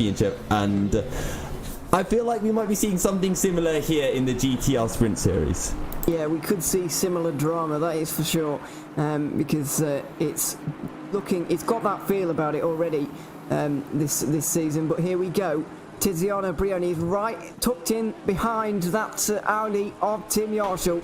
He's not quite gaining quite as much as he needs to, but the German defends anyway. Brioni goes to the inside even more. He's left the door open and Yarshall's going to go for the cutback. Brioni goes steaming into the corner. He's gone far too wide, and that was the first time he's definitively got into the lead. However, it lasted less than a second with Yarshall straight back in front again.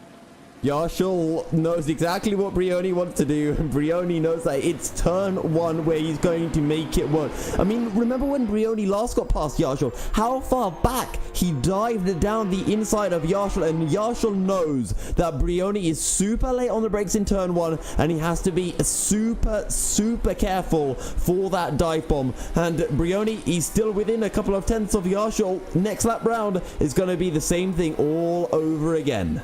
Yeah, it's been piling on now, the pressure for Yarshall. They're going round on their 11th lap at the moment, and every single one of these laps, Brioni has been looking for a way through at almost every single corner.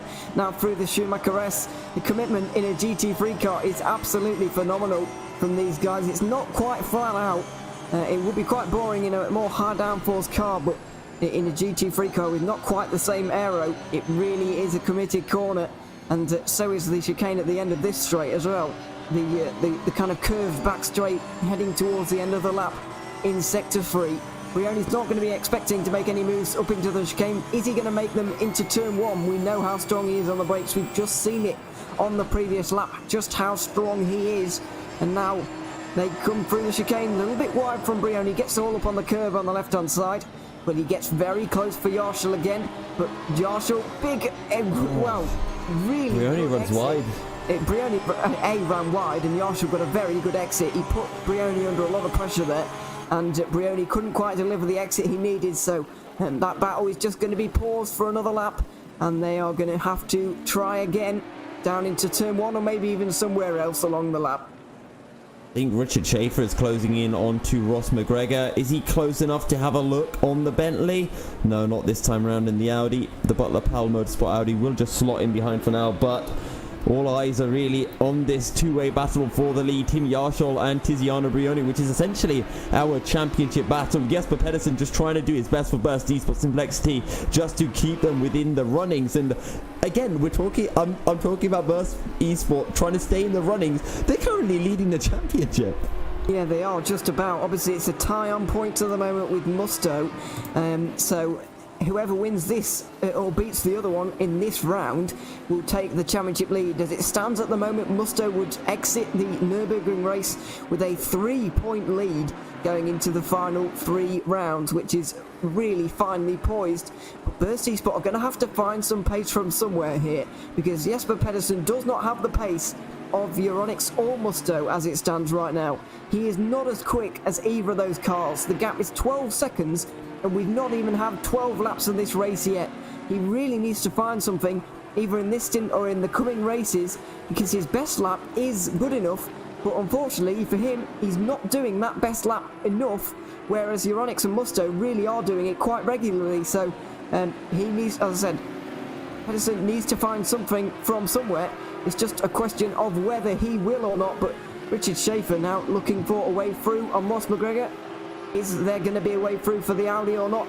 No, not really into the chicane. So It's all going to happen down into turn 1 again. Yeah, but Tiziano Brioni's getting really close, I think, once again to Tim Yarshall as we go down towards turn 1. Yarshall goes somewhat defensive and Brioni has a little look, but he has to just slot him behind. He's so close to the back end of Yarshall on the exit of turn 1. Through 2 they go, but there's just going to be no real option to go down the inside into 3, although I'm sure Brioni will try to make something work at some point as he just has a little showing of his nose. He just showed the nose there, yeah, but it was quite indecisive actually down into turn 1. Not great driving from Brioni. Pedersen's got a drive through. Yeah, Pedersen has got a drive through. We'll get clarification on what that was for.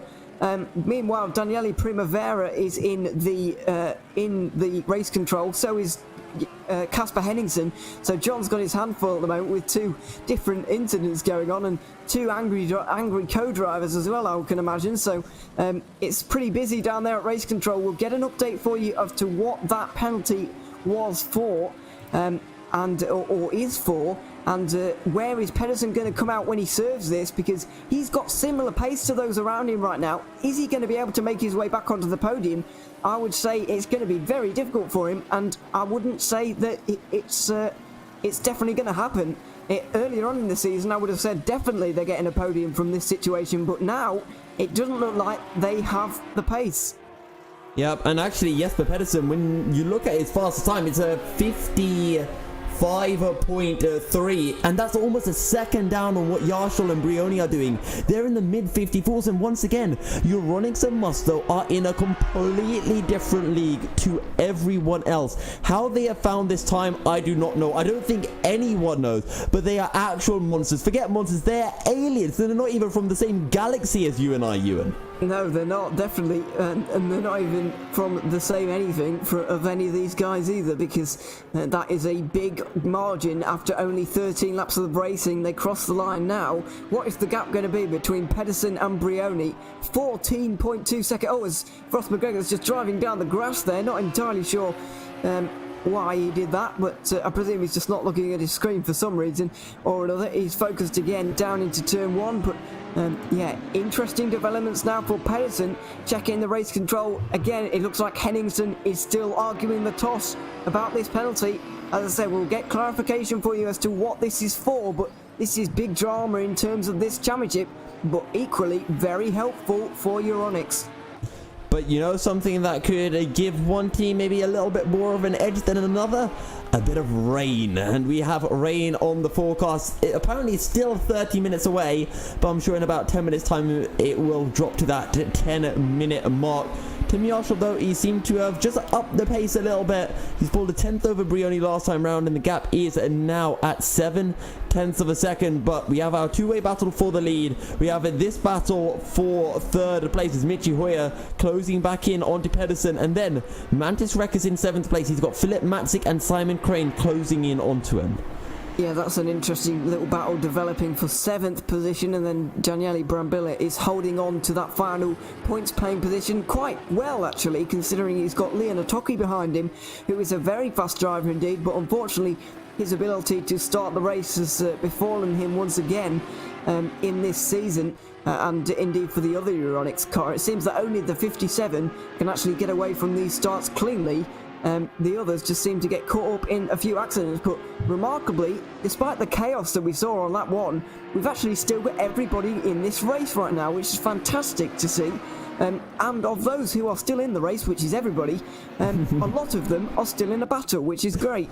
Yeah, it is absolutely fantastic, and Leon Otoki right now is currently the 3rd fastest man on circuit. If you remove the top 2, he is the fastest man without a shadow of a doubt, a 10th quicker than Jesper Pedersen. So Leon Otoki, if he can just get his start right and maybe a good circuit, as that's the battle for the lead. Yarshall and Brioni.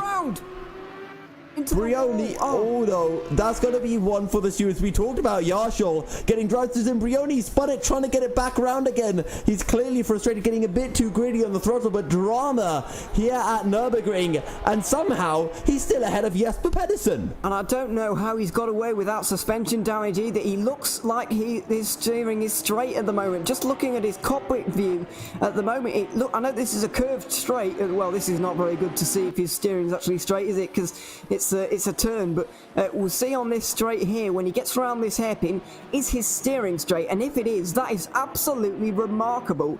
And somehow, I think he's got away without damage. I do not believe that he has done that. Brioni and Yarshall going for this battle. He looked too far back to go for it at that particular point. That's why I wasn't particularly worried about it. But in the end, they were going side by side through the Mercedes arena. Brioni ends up in the wall, and somehow, somewhat miraculously, he's ended up without damage, and I don't quite believe it. Well, I mean, if you are a fan of Musto, if you're just a fan of racing, you'll be glad to see that Brioni has no damage to the car and can keep pushing on. But if he does have damage, he might be dropping down the order just a little bit. We'll take a look at what lap he does when he does complete a next full lap, which he's going to be starting one now. Pedersen in. Pedersen's in for the drive-through. In for the drive-through. So this is going to hurt. This is going to hurt for Burst Esports. It's going to be the longest pit lane they've ever driven down, I'm afraid. And they're going to drop way down the order. This field is so close right now. I've never seen the field quite this close in this season, to be honest. And they're going to drop out the points here. They are going to be out of the points. There goes 9th position. And here goes Brambilla now for 10th. And here's Matzik. Matzik. And then Otoki is going to be here in a moment. They're going to be outside of the points. And there goes... here comes Otoki down the pit straight now. And Jesper Pedersen is outside of the points after half an hour at the Nürburgring. And if the racer finishes as it currently sits, it's going to be, I believe, a 6-point lead. Team Yarshall and Euronics will be 6 points behind Burst Esports Complexity. So, I mean, Euronics, they practically have one hand already on second place in the championship, but the question is, can they close in onto Musto? Michi Hoyer will be granted third place in the race. Ross McGregor in P4 with Richard Schaefer in P5 for Butler Pal and Brioni. Let's see what this lap time's looking like. I tell you what, he hasn't dropped off the pace, so Brioni seemingly with no damage somehow, because I'm pretty sure he had a rather nasty shunt with the wall on the exit of T1. Yeah, I'm pretty sure he did. He seemed to hit the wall pretty hard, but we're going to see what his lap time is over the line in here in a moment. But we've had half an hour of the race now, just ticked over, under 90 minutes to go, and the rain is coming. What else would you expect here from the Nürburgring? The unpredictable weather is going to strike again, I am sure, in this race. Brioni's just about to come over the line, and we're just going to see his lap time here because... he looks undamaged. He actually gained a 10th on Yarshall, so somehow he's managed to get away without damage. The gap is 11.2 seconds, but we are going to take a quick commercial break now here from the Nürburgring. We've had drama, thrills and spills throughout the first half an hour of the race, and we've still got 90 minutes to go. Don't go anywhere. We'll be back here with the rest of the race in just a moment.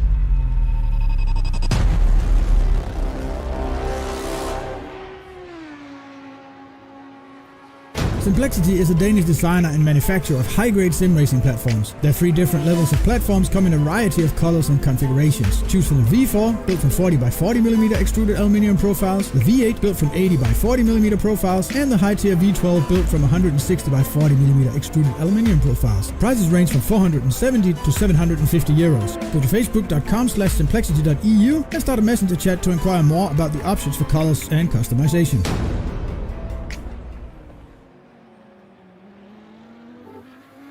Communication. It started out as a conversation between two people, but as time went by and people's needs became greater, they developed more ways to communicate. Businesses today need to minimize incomplete connections. Therefore, it is critical that they provide optimal service. Xilinx desktop, mobile and web applications can process everything from normal calls and callbacks to chats, emails, and social media inquiries. Let Xilinx liberate your business.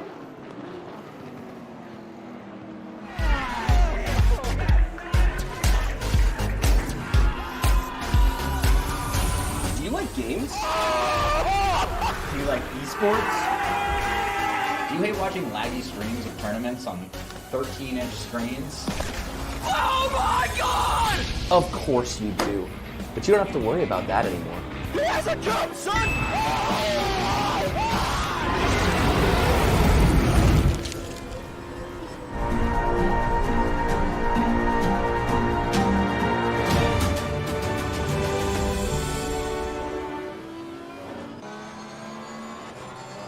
Welcome back to the GTR24 Sprint Series here from the Nürburgring. We have got more drama going out here on the circuit. Ross McGregor has just taken third position away from Michi Hoyer in a fantastic battle between the Bentley and the Porsche. Hoyer really fighting the rear of that car at the moment as well. As meanwhile, Porsche Simsport have got bad news with Simon Crane having a drive-through penalty. Not entirely sure what that was for, but I did see somebody has dropped down the order, and it's not Jesper Pedersen. Yes, it is. So never mind. We'll try and find out what the Crane penalty was for. We're also finding out what the Pedersen drive-through was for. But you understand that race control are quite busy with incidents at the moment, and are not really willing to talk to us because they've got so much to do. As Crane is just in, Miles Dixon didn't decide to go and argue the toss with John. He's just gone straight for the penalty, well, not for the penalty box, but he's gone straight for the drive-through. So a little bit disappointing for those guys, but yet more drama for these guys out here on the circuit.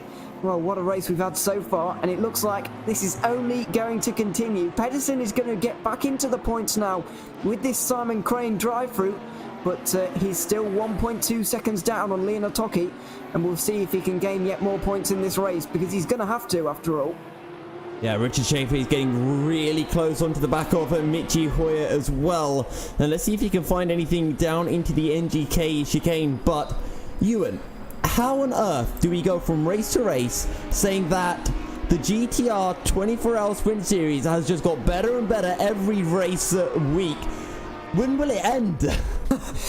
Yeah, well, I hope it doesn't end, actually, because it's just going to get to an extremely exciting climax right at the end in Monza. It is for the final round in 8 weeks' time, I think it's going to be, isn't it? 30th of September.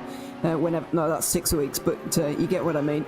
It's going to be very, very exciting indeed, and I cannot wait for it. I hope we've got a fantastic championship battle to witness. I'm sure we will do.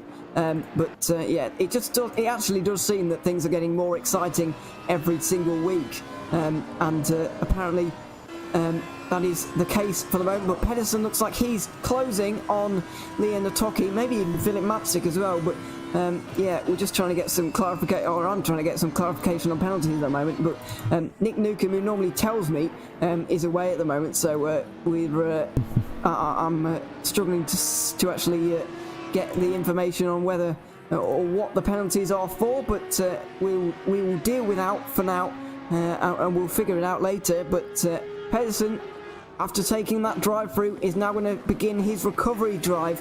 First up is Leon Otoki, who has got decent pace here, so maybe they can work their way through the field a little bit together. But obviously Euronics are not going to let Pedersen through very easily at all.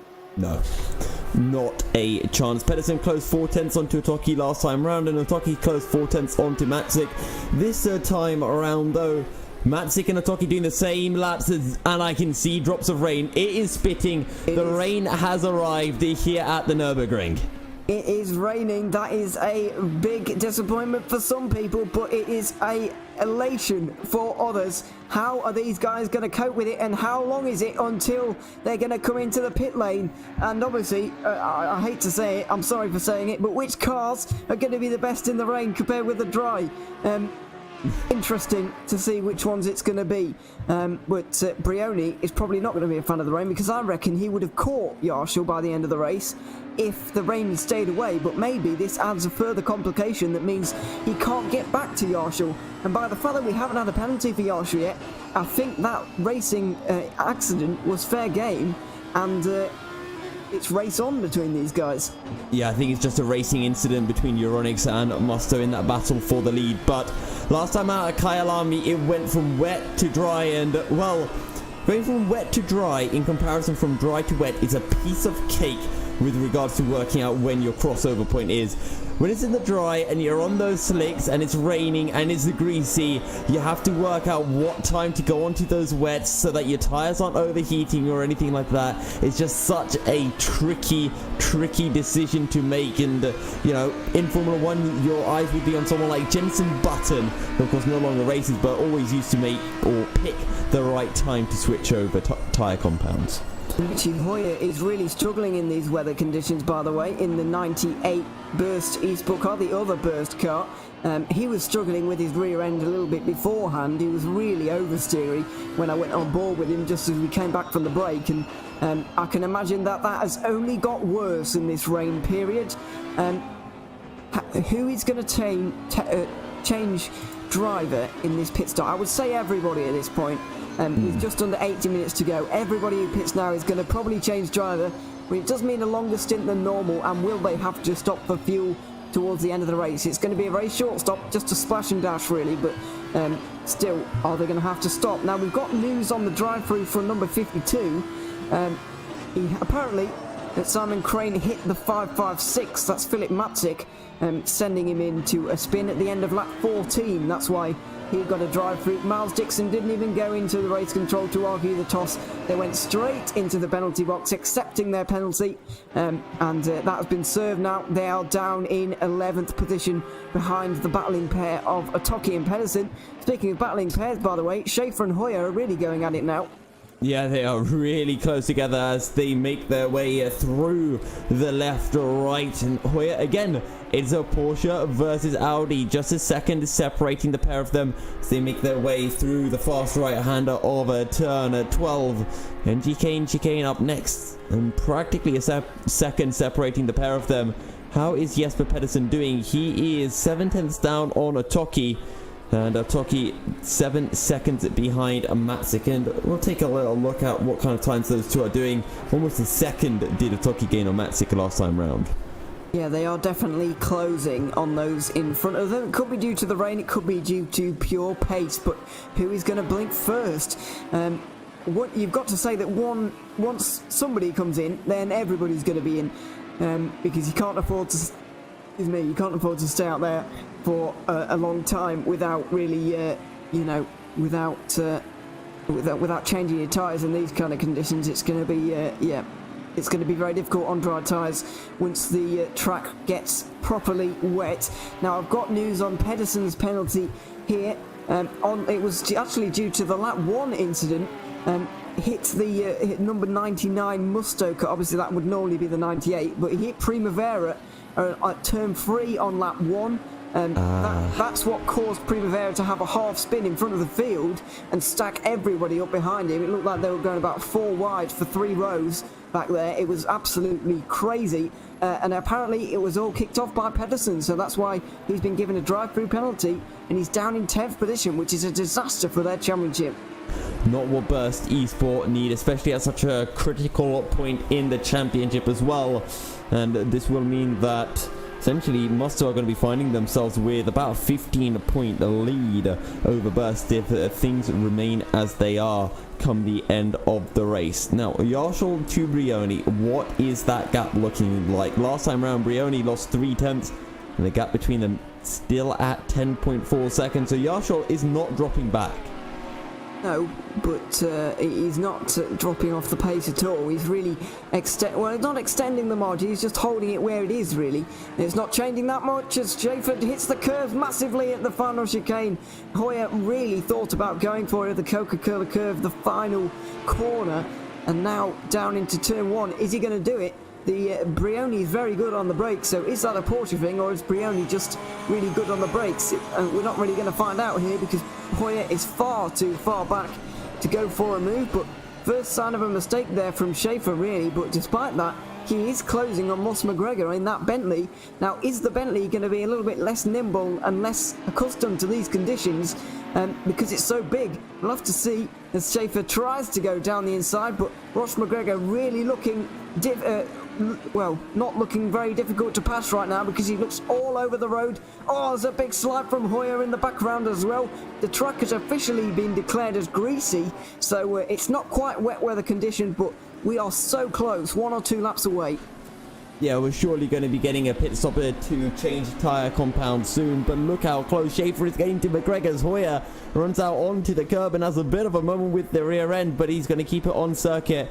However, all eyes on Schaefer as he lines up Ross McGregor in the Bentley and Simply Race. They're looking for one of their best results of the season. However, I'm sure Richard Schaefer in the Butler Palmer Sport Car will want to be changing all of that. Yeah, he will indeed, as they fly through the Schumacher S for the 23rd time now, and heading into yet another chicane on this circuit. Is basically all chicanes if you think about it, but it's still flowing and quite interesting. This circuit is providing great racing so far. Still 75 minutes to go, and we've not yet seen the pit stops. We're getting towards the point where these guys will definitely be able to stop and make it to the end of the race. I think they're fine on fuel from this point now. We've seen stints much longer than this, so they should be absolutely fine from here. No matter what car you're in, no matter what fuel consumption you have, even the aero settings on the front and rear wings, it doesn't matter at this point. Everybody is going to make it to the end when they make their pit stop. The only thing I'm interested about with regards to that is fuel consumption greater or lower in the wet weather conditions? Because I would expect it to be a bit lower, just because you can turn the engine mode down a little bit just to minimize wheel spin on the exit of corners. So I would have expected drivers to be able to go even further on a full fuel tank. Yeah, I would expect, and you got to think that they're doing less laps because of their obviously it's taking longer in the wet weather, so they're doing less laps than they would do in the dry. So it's going to all play into their hands now, and they should all make it to the end of this race on the next tank of fuel, which they're going to fill up at the pit stops, which they are about to make. They cannot be far away now. This rain has been going on for a good 10 minutes at this point, and it's just light rain. It's not heavy just yet, but it is light rain, and it's making the track pretty slippery out there. Some guys really coping with it better than others. Ross McGregor looks like he's struggling a little bit. Hoyer looked like he was struggling initially, but now he actually looks the strongest of these three. It's quite remarkable how the rain can change driving styles and change everything in terms of pace, as now Hoyer so close to Schaefer after that small mistake from the Butler Pal driver, and now he's had to go on the defence ever so slightly in the Audi. Is Hoyer going to go for it here? It's not really an overtaking opportunity, but Schaefer misses the apex again, and now Hoyer's got a pretty good exit. However, the next corner is not really an overtaking opportunity down here at the chicane. Well, let's see in the wet. It might just provide Hoyer the perfect opportunity. Schaefer will not defend, and Hoyer, as you predicted, you will just tuck in behind, but Schaefer a bit late on the brakes. Hoyer gets super close. He's got to get a good drive as Schaefer will go defensive through the Coca-Cola hairpin. They go. Hoyer all over the back of Schaefer. He gets a decent traction. No wheel spinning at all. That back end behaving beautifully. And onto the start-finish straight. They make their way onto lap 25 of the race. And down the inside will go Michi Hoyer. He switches to the outside. And surely there should be more grip on the outside theoretically. But Schaefer's going to fight it onto the curb. It goes down the inside into two. Contact between the pair of them. Michi Hoyer will take P5.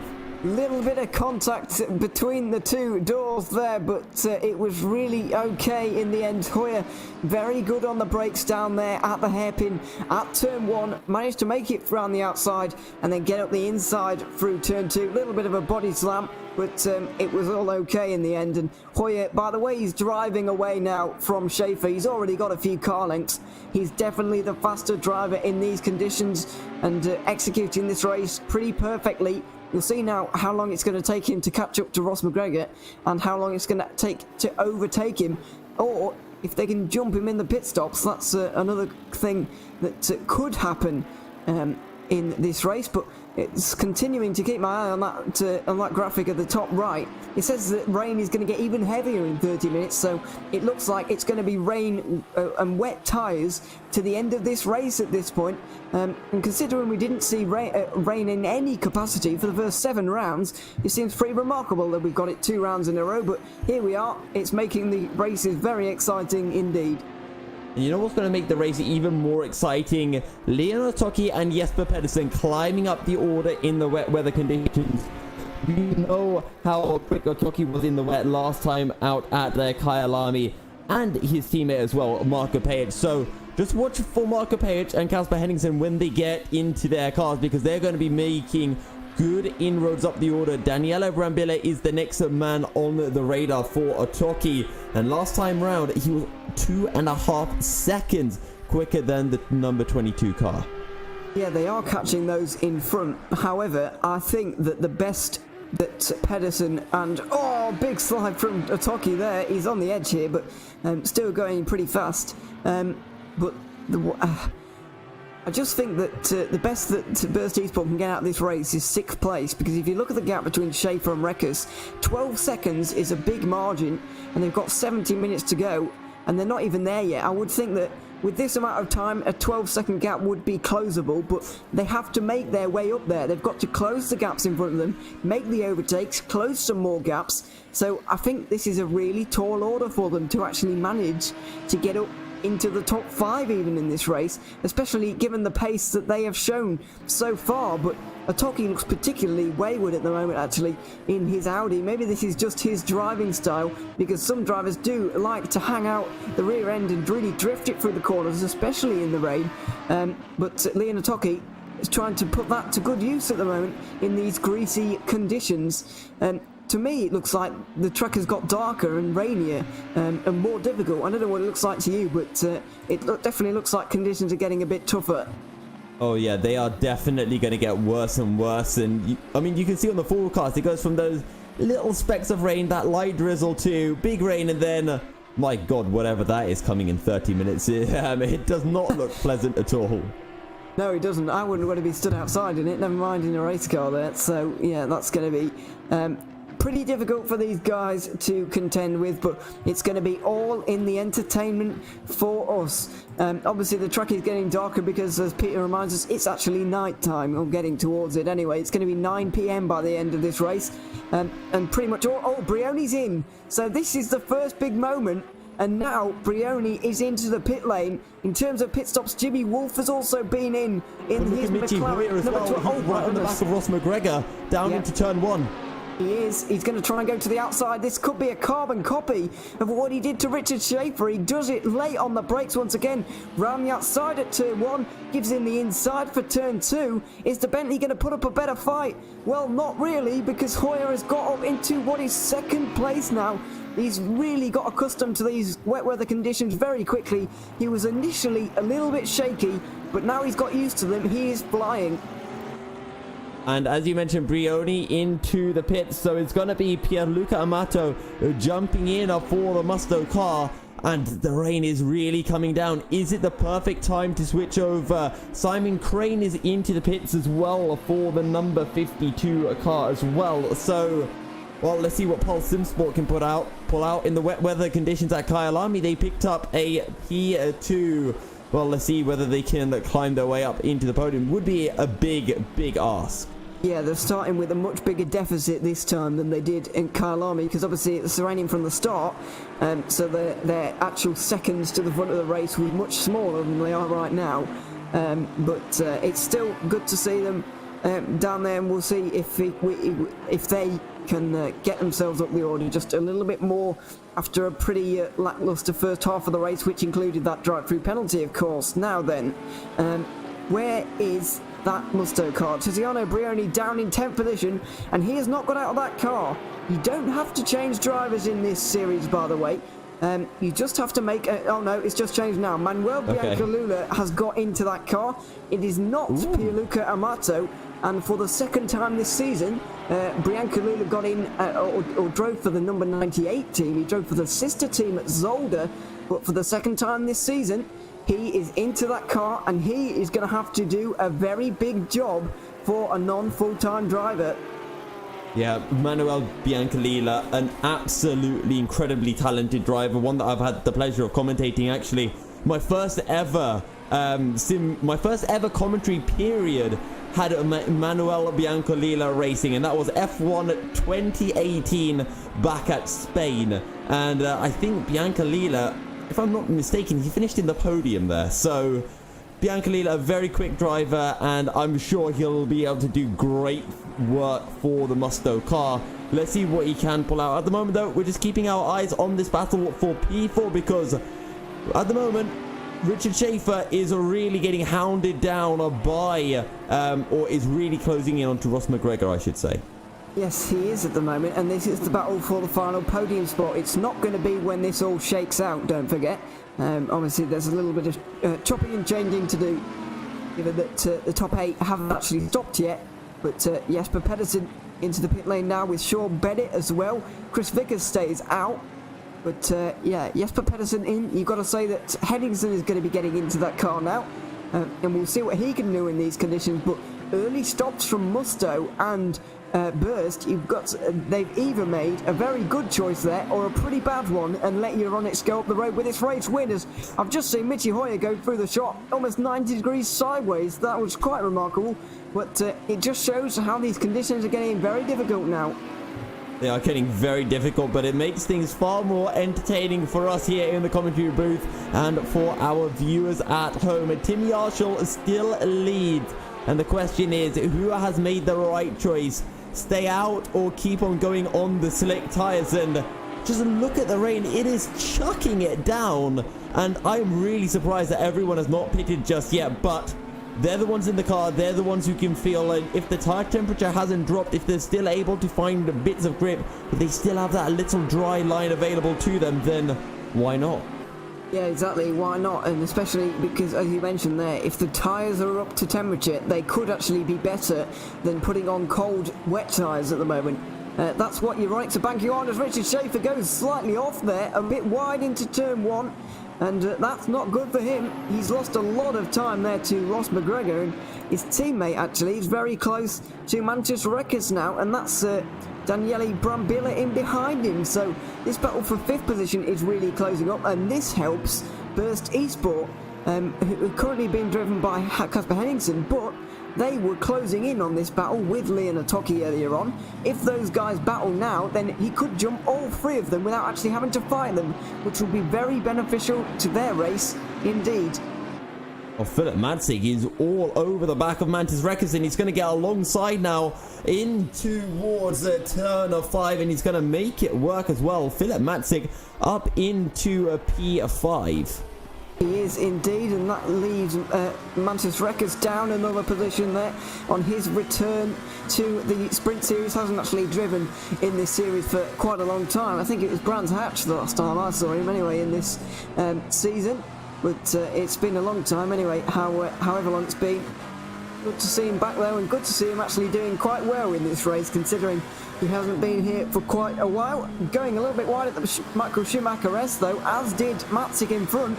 And now Brambilla's really got the run. He's going to go to the outside in towards this chicane, but he brakes a little bit earlier. Maybe he should have gone a little bit later there actually and hung it around the outside, because the next corner is a right-hander, making the switchback almost useless because you're on the outside once again. Here he goes for the late apex, and he's going to tuck in behind that Aston Martin. He's going to get a big draft, of course, and that McLaren is very slippery in a straight line because it's so sleek and slim, but it's not going to do anything down here into the chicane. It is just too difficult to overtake at that high-speed corner. And I just realised as well, Ewan, why Daniele Brambilla is always in the McLaren at every track. Why is that? He's part of Jensen Team Racing, or Jensen Team Rocket. Is he?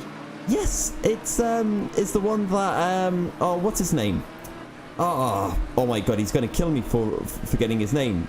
James Baldwin races in the GT3 class, the British GT3 Championship. I realise he was involved there. But like you can see on the car on the front, you can see the world's fastest gamer logo. Yeah, and well, he wasn't driving that livery earlier on in the season, I seem to remember. He was driving a different one, but yeah, it's there you go. I didn't know that at all, but yeah, there you go. That's why.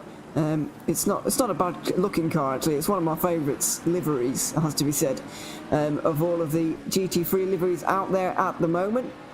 It is yeah, one of my personal favourites, especially that shade of green is beyond special, I think, but on a race car. But there you go. Especially with the kind of white contrast, it's just yeah, very nice. But yeah, anyway, I'll stop rambling on about colours and get back to this race, because Brambilla trying to overtake Rekkers at the moment, and yeah, it's Leon Tucky behind them, of course.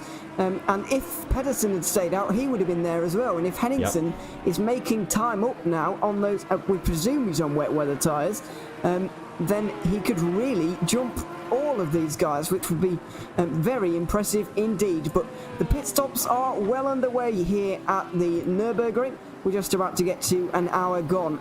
Hopefully we're back for those pit stops, but we're going to have to take a quick commercial break now. So we will be back in a few moments, and hopefully we will be able to bring you those pit stops when we do come back. But you're watching the GTR24 Sprint Series here from the Nürburgring, and the final hour is coming up after this.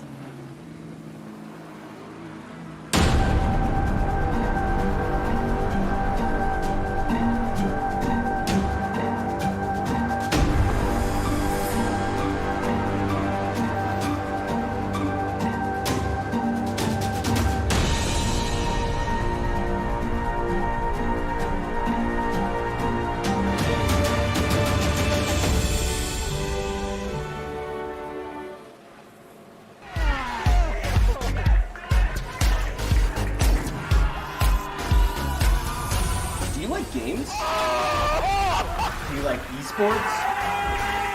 Do you hate watching laggy streams of tournaments on 13-inch screens? Oh my god! Of course you do. But you don't have to worry about that anymore. He has a jump, son!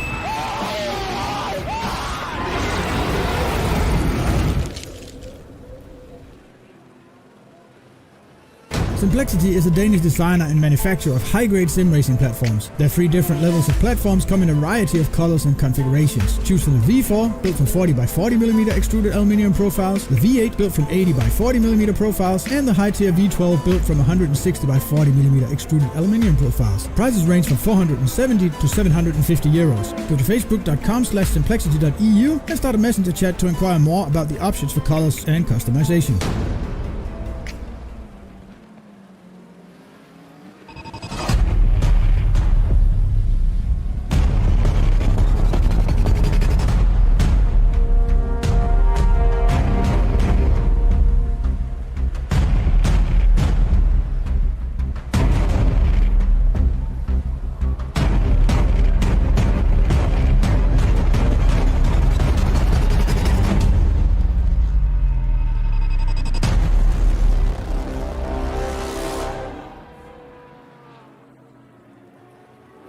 Communication. It started out as a conversation between 2 people, but as time went by and people's needs became greater, they developed more ways to communicate.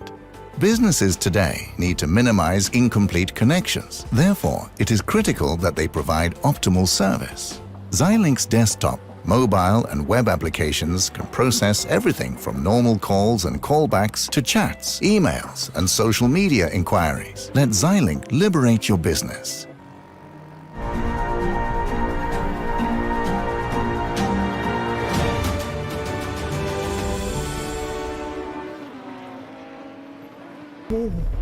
Welcome back to the GTR24 Sprint Series here from the Nürburgring. We've had huge drama going on up and down the circuit today. I don't really know where to start with all this lot, because we've had all sorts going on during that ad break. Kasper Henningsen has been in for a second pit stop. He went for dry tyres initially. He's gone for the wets now. And Lucas Smith, sorry, just making a bit of contact on his outlap here. This is not what he needs at all. I believe that's with Manchester Wreck. No, it's not. It's with it could be Manuel Biancalula. It is. They're going side by side now. The two championship rivals. One of them is on wet tyres. Biancalula is on dry tyres. And the rain is starting to pour now. It is really getting extremely wet. And Musto are going to have to make 2 pit stops in this race. But they're trying to hold back Euronics for as long as possible. Down into the hairpin they go. Biancalula's got the inside. They're really close together now. But he's held on the inside line. How long is he going to hold on for, though? Because he's on dries, and this track is only going to get worse from here on in. It's just gone from greasy to damp in the top right corner of your screens. And to be honest, if I was Lucas Schmidt, I'd just sit behind. You've got nothing to lose. He had about a 20-second buffer down to Michi Hoyer, who is now leading the race. Just sit behind, wait a few laps. Eventually, you're just going to see Manuel Biancalila really struggle on those dry tyres. And as Ewan was mentioning, Biancalila on dry tyres, and it was the same for Casper Henningsen. Henningsen has now pitted for the wet tyres, so we're unsure of why Musto and Burst didn't switch tyres in their pit stops. But can I just point out, Ewan, that Manuel Biancalila closed in that 10 seconds well, it wasn't Lucas Schmidt at the time. Yarshall. It was his teammate Yarshall who was driving. So that was an incredible stint from Biancalila to close in that much time in that short a period of time. Yeah, that was really, really good. Unless there was a mistake from Yarshall, which we didn't see, but if there wasn't a mistake, then that is extremely impressive from Biancalila, and it just shows his credentials as a driver, which we already know are great, of course, but yeah, this is such a fascinating race now. Just a bit of rain to spice things up once again. We've got a bit of a 4-car group. Not all of these cars are for position. They will try and work out who's for position and who isn't right now. It's a little bit confusing. These guys are currently in 4th and 5th position because Mantis Records has been in. Matt Beavis is going to get into that car for Team Rookie Monsters as somebody gets well out of the way there. Couldn't quite catch who that was, but they're out of the way anyway, so it doesn't really matter at this point. But the dry tyres and the wet tyres seem pretty equal. If anything, the dry tyres actually seem a bit better as they are lapping Casper Henningsen. That is Casper Henningsen. Let him through. They are lapping the Burst Esport Audi. That is incredible. Yeah, as Mantis Records has a stop-go time penalty, 30 seconds he's going to have to hold in the pits, so that might just help Henningsen out a little bit and bring Burst Esport a bit closer to getting in those points. But I'm really struggling right now, Ewan, just to remember who's pitted and who hasn't pitted and who's pitted and is still on dry tyres. Well, you can see on the broadcast at the moment who has pitted and who hasn't. We're hearing Michi Hoyer is into the pit lane now. He crosses the timing. He is in. That leaves the 2 Butler Power cars to come in. Schaefer goes past the pit lane one more time. Matzik may come in on this occasion, but the 2 Butler Power cars haven't been in yet. Piringer and Brambilla haven't been in either. Neither has Daniele Primavera. He's been in for a drive-through, but he's not made his mandatory pit stop yet. So we're waiting on his pit stop, but it's not quite come yet. So yeah, things are getting very interesting now. And this battle is going to now be over 3rd position, but Biancalila looks faster than Schmidt at the moment. John Munro currently 6th position, trying to work out just how far behind he is or not. Can't quite work it out for the moment, but things getting very interesting here, and just forgive us for being a little bit confusing at the moment because it's confusing us as well, really. There's cars all over the place, and we're not entirely sure who is going to be leading when it all shakes out. No, we are not. And apparently Mantis Records has a stop-go time penalty for track limits. And your interesting factoid for the day is Casper Henningsen. Well, that's the first time that Burst Esports Simplexity have been lapped all season long. Other than Kyalami, where they didn't start, yes, it is. Yeah. It is. I don't think we can count them. No, I don't think we can count that either. I was just trying to take the big, really, but anyway. They got lapped 50 times. Yes, they got lapped many, many times at Kyalami because they weren't there. But all it's a pretty impressive record, actually, that Burst Esport have got. Obviously, winning some of the races earlier on, but they've really come off the boil recently and not been doing quite as well. Not been able to recover from that week off for Henningsen and Pedersen. So, yeah, it's just difficult times for those guys at the moment. Currently down in 14th position, 20 seconds off Jakob Andersen. who's in 13th. Then they've got another load of time up to Miles Dixon, who's got another load of time up to Hinsai. So they've got a big job on their hands to even get 1 point out of this race, Bird Sport, and that is nothing short of disastrous for them. However, the saving grace for them is Musto GD Esports have missed an open goal here today, putting dry tyres on 10 minutes from the end of the first hour. That is a huge mistake, and I can't remember a strategic mistake quite like it in this season so far. Yep, and the big question now is when Manuel Biancalila does pit and switches over onto those wet tyres, where will he come out relative to Mikel Mo, John Munro? Because that is going to be the battle for P2. Yeah, that is going to be the big fight in this race so far, sorry, in this race remaining or whatever. Here we have left. So Biancalila now takes the lead of the race. Things are beginning to shake out again. Obviously, Peringer and Brambilla haven't pitted yet, so they're the kind of red herrings in this one that are going to be removed from the situation. In a few laps you have to expect, and they're going to be on wet weather tyres. What I'm going to do in a moment is I'm just going to cycle through the field to work out who's on dries and who's on wets here. Schaefer Matzik into the pits as well. Both Butler Pile cars are in, and Schaefer's actually out now already, which is a fairly quick pit stop actually. So they may end up in this battle with John Munro and Mikel Mo. That's where you'd expect them to be, because that's where they were before the pit stops. Now, where are the others? That was Brambilla just behind, so they've lost out there to Munro and Mo. So they're down in 6th position, and Matzik is going to be even further down than that, as Peringer and Beavis is in for his stop-go. So it's just Brambilla left to make his mandatory pit stop, and then finally we will get a real feel for how this race is actually going. And I'm just gluing my eyes to the timing sheets right now. I'm looking at Manuel Biancalila's time and not Mikel Mo at the moment, John Munro's times. Biancalila at 2:04.9, John Munro at 2:05.3. And I can guarantee you that the Musto GD team are looking, they are staring and waiting.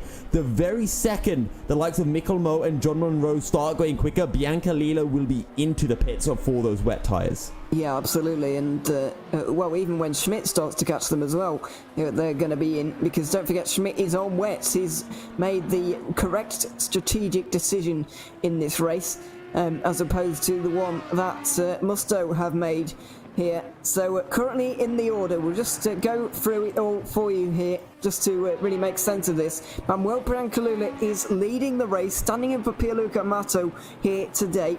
Not entirely sure why, but he is a very fast replacement indeed. Lucas Schmidt is in 2nd position, looking to take their 2nd race win on the bounce. John Munro is in a fantastic 3rd position for Simply Race Zancho. That's off the back of Ross McGregor's work in the first stint. Mikel Mo has taken over from Michi Hoyer for 4th position.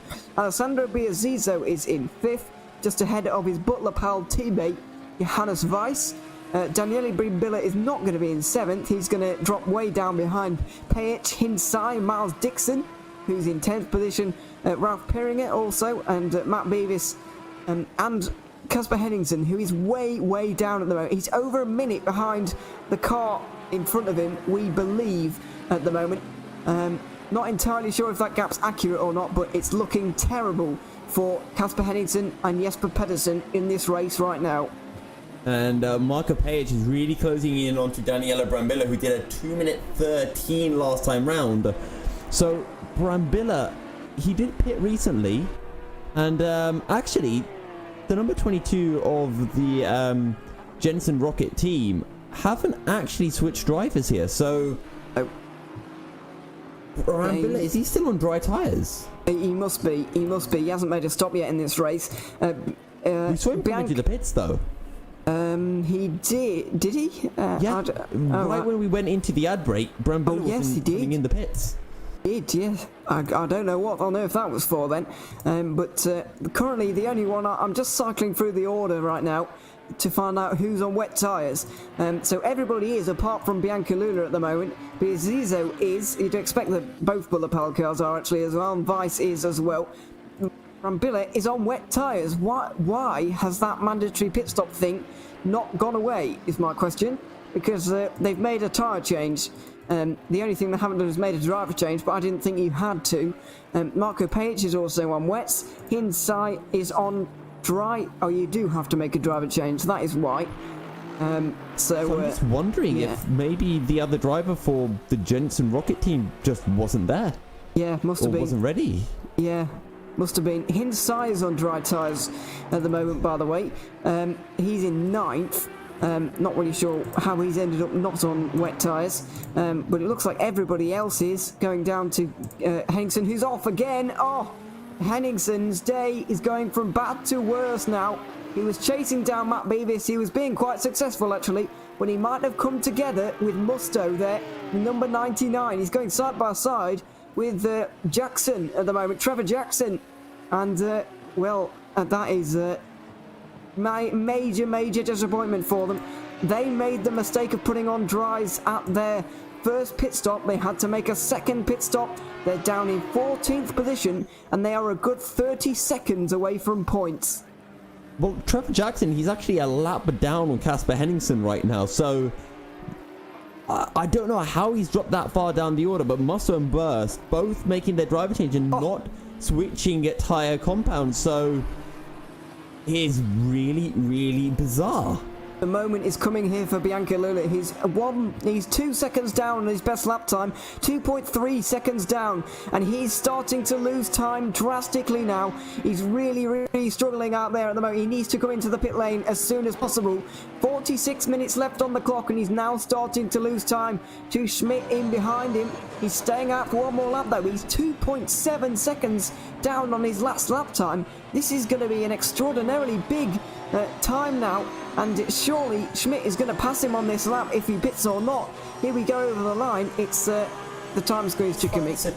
Yeah, it's 2055. We've got some kind of issue with the timing tower, but Lucas Schmidt right now, he can go so much quicker than he is actually going at the moment. He's just sitting behind Biancalilla. He's waiting because, as we talked about before, he has no pressure on him, and John Monroe, I don't think he's going to be going quicker than Biancalilla this time round. So the rain is really coming down, but Biancalilla doesn't care. He's just pretending that it's only a greasy. But the track is damp. It hasn't switched over to wet just yet, and Biancalilla is making full use of these dry tyres. I can't quite believe he's still making this work, to be honest, because the conditions look like they're just getting worse and worse, and it definitely looks like the time for wet tyres. But Biancalilla seems to think that it's not yet, and they could be making a big mistake here, but they're not. So I also think that right now Biancalilla should have already pitted, because just because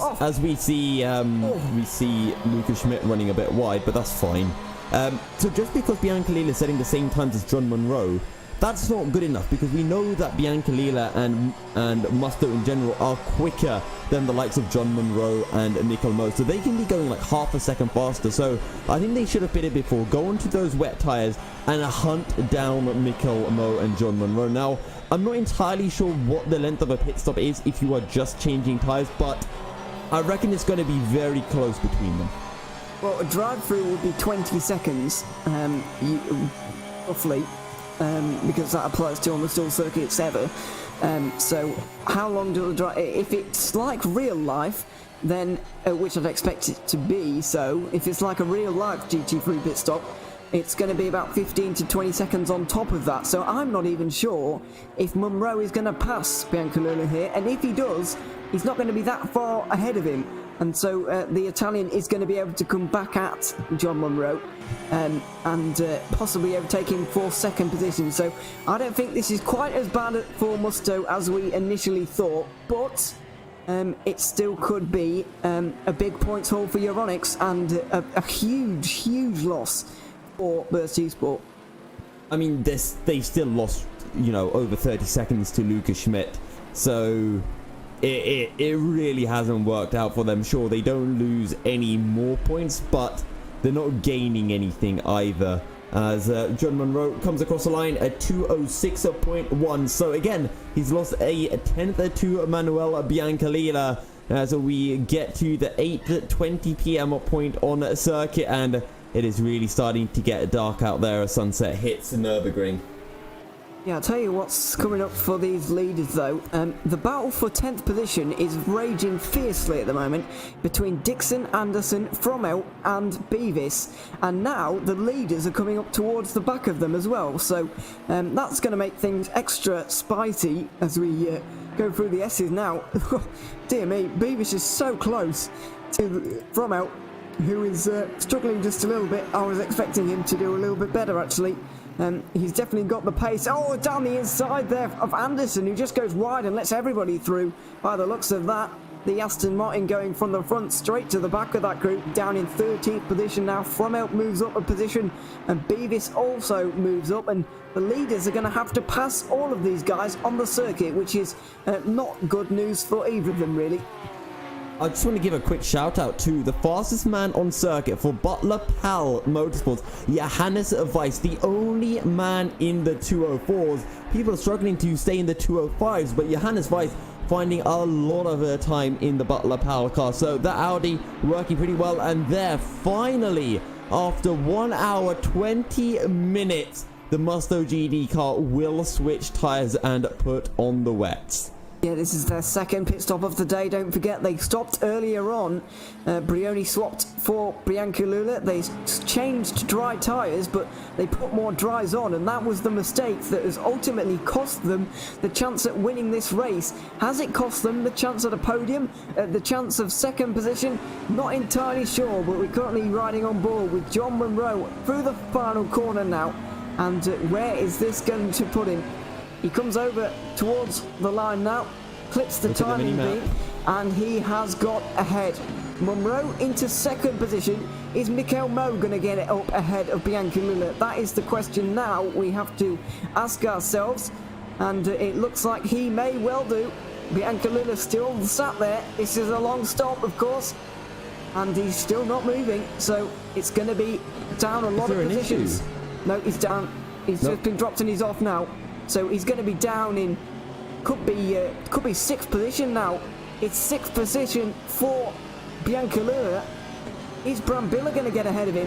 Oh, he's in a big battle here actually, Brambilla, with Marco Pajic. Are they going to actually get? No, they're not quite going to get ahead of Bianculura. But yeah, this is a big battle in itself now.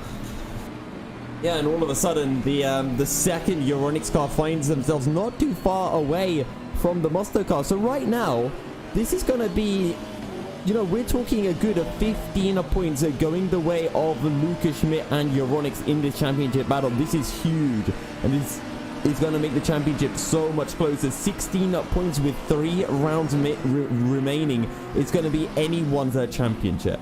Yeah, this is exactly what Euronics needed. The perfect storm for them, and a really bad decision for Musto has cost them an awful lot of points in this race. How far are they behind the two Butler Power cars? It's 5 seconds, and Brioni is back in that car. Brioni is back in the car. They've swapped drivers again, and that is why the pit stop took longer. Bianculura, they simply needed him to do 20 minutes in the middle of the race and let the more comfortable, experienced and full-time driver take the wheel, but I've just seen him go off there at the Michael Schumacher S, and that is not a good start to Brioni's stint in 40 minutes, where he needs to make a lot of good overtakes and make a lot of ground up. Yep, and Brioni, he's 4.8 seconds down on Johannes Weiss, who is on the back of Biazzizo. So Brioni and Musto, they can still get themselves a P4 at the very least. And how far is Biazzizo off from Mikel Mo? It's about another 5 seconds. So P3 is possible, but Marco Pajic is getting very close to the back of Daniele Brambilla. And actually, so is Johannes Weiss. He's really close in onto Biazzizo as they go down the start-finish straight now. Yeah, these two Butler Power cars running in formation at the moment. They are the right way around, actually, with the 556 ahead of the 557, but the Italian looks a little bit faster than the German throughout this first part of the stint. As they've come out the blocks initially, it looks like Biazzizo has had the pace very initially. Biazzizo isn't even Italian, by the way. I've just made that up. He's German, but I said it anyway. Pajic got through. As Pajic has got through now on Brambilla, who still needs to make a driver swap in this race. So it doesn't look like their search for points is going to end here. They're going to have to continue plugging away in the final 3 races, it looks like. You've got to feel bad for, the Jensen Rocket team, because this was a perfect opportunity for them to score some big points. I mean, they're running in P8 right now, so if they had just made that driver change, it would have been fine. And they have a 33-second buffer to Hinside down in 9th, so it was practically going to be 4 points guaranteed for them. So, I mean, that has to be the questionable strategy of the day, isn't it? Not making a driver change when they did eventually pit. Well, I think because they're not in that team is not in the championship by any stretch of the imagination. They haven't got a point yet. Brambilla, he hasn't got any teammates in this race, I think, but he's just going to have fun in this race anyway and get disqualified on the last lap, I think. And I'm not sure he's too bothered about it, really. No. So yeah, it's he's going to get he's going to be out by the end of this, that's for sure. But yeah, it's a shame to see them not trying to get points like that, but when you're not even in the championship like this, I guess there's not actually that much point, but they're going to continue on anyway, and it's good to see them actually making the grid anyway, because it's given us an extra car to watch and obviously enjoy throughout the whole of this race. So good to see them out there, but as he goes off a little bit, yeah, good to see them out there, but unfortunately they're not going to get any points and they're going to be disqualified from this race, you would expect. And I'm just interested, Marco Page at 207 last time around, Tiziano Brioni at 206.4. If Page can close in onto Brioni, that would be absolutely massive for Euronics, because again, it's just another couple of points that they'd take away from Musto, and every point matters right now. Brioni down in 6th place. I think that's 8 points if I'm not mistaken, so it's going to be 17 points that Euronics will eat out of Musto's championship lead. Yeah, definitely. So there will be 14 points behind Musto, who will be 8 points ahead of Burst Esport, who don't look like they're going to get any points out of this race. They are 2 laps down, maybe 3. No, just 2 laps down, and they're in the pit lane again. Into the pits, yeah. Yeah, that's the 4th time I've seen him in the pit lane now. He was in a minute ago, and he's in again. So no points for Burst Esport from this race. I think that is going to be a pretty major headline at the end of this race. It most certainly is, and Burst Esports Simplexity, their championship goes from bad to worse. The championship leaders, they had such a great opportunity to hold on to the championship lead after Musto they completely threw the race away, and then, Burst Esport proceeded to do the exact same thing by not switching over onto the wet tyres. So maybe again some of the cars underfueled and they had to make the pit stop then, and it just wasn't right for the wet tires, so they decided to stick it out on slicks. But either way, they knew that there was rain on the forecast. They should have just topped up that car full of fuel and made their way as long as they could. So a massive shame for Burst and for Musto. Yeah, it is, as Mikko Mo's getting very close to Johannes Weiss, or rather the other way round, because Weiss has got through on Mo. That Porsche starting to struggle a bit. Johannes Weiss really finding his feet in this stint now. He's onto the podium, which is a fantastic job from him. He's getting away from his teammate Biazizo, who is being chased down by Brioni. So this battle is getting extremely interesting now. So yeah, what is Brioni going to actually make a move down here into turn 1? That would be quite remarkable. He's going to go to the outside now of the Audi. He's going to try and cut back and go for the outside at turn 2 possibly. Not quite on this occasion. He's going to have to stick behind for now, but he is definitely the faster driver out of these two, and it is only a matter of time before he gets up the inside into turn 3. He was going to go for it. Biazizo actually leaves him the room, and they go side by side now through turn 4. Around the outside for Brioni, but battles through turn 4 have ended badly for him. In the past, not an hour ago, he came together with Tim Yarshall, and he doesn't want to come together with another Audi driver in this race. Well, 2 weeks ago at Kyalami, it was a Musto versus a Butler Pal, and I think it was these two as well. Sorry, no, it was Pierluca and Mato, and they battled on the last lap. It was two crucial points for Musto, and can Brioni find some more points? There's 33 minutes left, and Brioni goes down the inside into the air, but he runs wide, and he's actually going to squeeze Biazito onto the grass in the process, but Biazito will be able to recover and actually gets ahead of Brioni again. Yeah, I think Brioni let Biazzizu back through there because I think he would have got a penalty if he didn't do that. So it's a smart decision there from him just to let him through. But you just get an idea of how wet conditions really are out there right now. From this onboard shot, the rooster tails from the car in front. Someone spun. The fact that you can't see, I'm not sure who that was. It could have been Mikkel Mo, who is the next car up in front of them. Because he's been going backwards in recent times, but no, it's not Mikkel Mo because he's just passed the second sector line, so we'll work out who that is for you a little bit later. But Brioni now, trying to go down the inside of the chicane. That's not an overtaking opportunity, but wide off has gone Biazzizo. Is this going to be the opportunity for Brioni? They're sideways starting to the final corner. Round the outside for Brioni. Can he do this? The championship second place runners up. They're going to set to take the championship league. A bit of a barge, and he's in the wall. He's scraping along the guardrail on the left-hand side, and Marco Pajic has taken that position away into sixth position, helping Euronics even further. Let's see what the stewards have to say about that. But Brioni, for the second time in this race, is in the wall.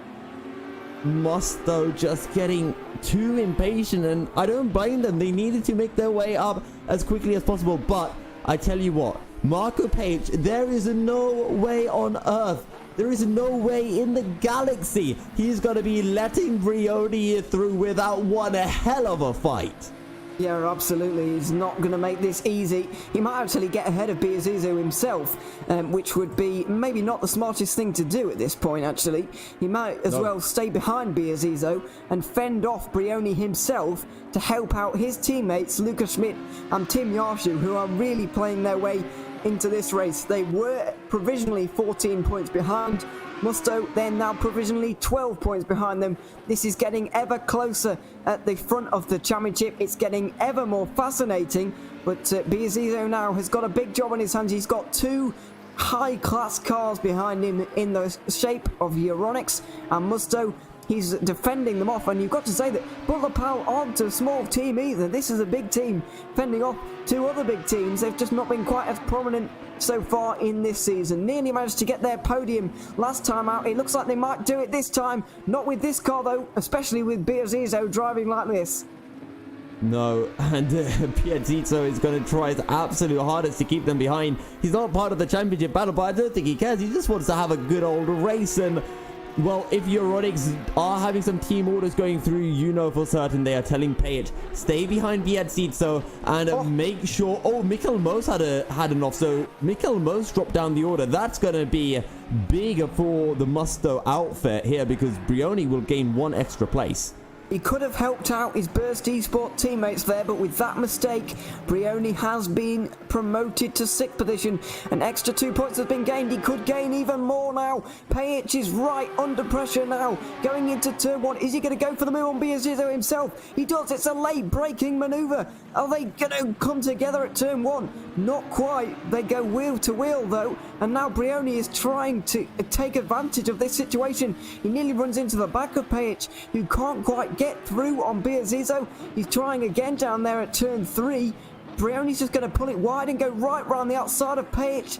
He can't quite make that work though, as Pajic continues to try and get through on Biazzizo himself. These three cars separated by absolutely nothing at all, and this is an extremely exciting battle going on, even though we've only got half an hour left. Yeah, and just in case you were wondering why Dan Frommel has a drive-through, he made contact with Matt Beavis into the NGK chicane, and we've got an ad break coming, Ewan, but I think we need to stick with this battle just for a little bit longer. Yeah, I think we do, yeah, because this is extremely exciting, and this is for, indirectly, this is for the championship. Brioni has got the opportunity now to gain 4 more points in his quest to gain the championship. That would give them an 18-point lead going in to into Silverstone in 2 weeks' time. Then we go to Misano the 2 weeks after that, and then the series finale at Monza, which is going to be very interesting indeed. But Marco Pajic now under pressure once again from Brioni. He's almost pushing him through that corner there, and now coming on to the back straight. Brioni is so close to Pajic. This is the battle for 5th. And just up ahead of them is the man in 4th position. Alessandro Biazizo is fighting off both of these guys. He's letting those in front get away really, like a long way now. But Johannes Weiss is almost 15 seconds up the road as up the inside goes Pajic on Biazizo. He can't make it work. And now Brioni is going to try and give Pajic a taste of his own medicine down into turn 1. He's right into the slipstream. Can he do this under brakes? He's got big overspeed, but actually the Audi just pulls away a little bit with that exit speed. And now, big dive from Pajic once again. He has to back out at the final moment. And now Brioni's going to try and take advantage of the inside of Pajic. Can't quite make it work into the Mercedes Arena, or can he? Oh, contact, and Brioni's round! Brioni is around! For the 3rd time this race, Brioni has come together with another car, and now Mikko Mo is through. Daniel, he's around again! He's on the wet grass, he's round again. Brambilla's going to get through as well. 8th position for Brioni. That is a disaster. Marco Pajic, he's done his job, and and Brioni drops down the order massively. He'll jump ahead of Brambilla post-race because Brambilla hasn't made a driver swap, but that is huge. And I think on that note, we're going to be heading over to our ad break. We'll be right back with the final 26 minutes here from round 9 of the GTR Sprint Series at Nürburgring.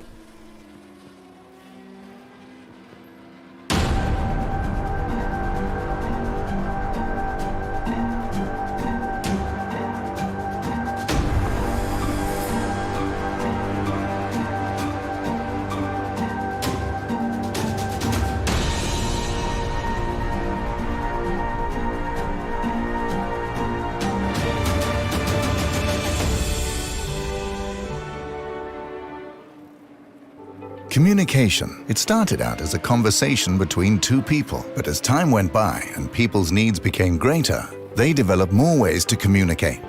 Businesses today need to minimize incomplete connections. Therefore, it is critical that they provide optimal service.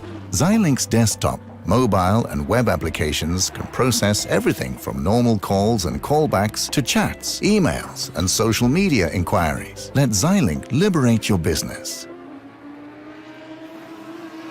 Simplexity is a Danish designer and manufacturer of high-grade sim racing platforms. Their 3 different levels of platforms come in a variety of colors and configurations. Choose from the V4, built from 40 by 40 mm extruded aluminium profiles, the V8 built from 80 by 40 mm profiles, and the high-tier V12 built from 160 by 40 mm extruded aluminium profiles. Prices range from 470 to 750 euros. Go to facebook.com/simplexity.eu and start a messenger chat to inquire more about the options for colors and customization.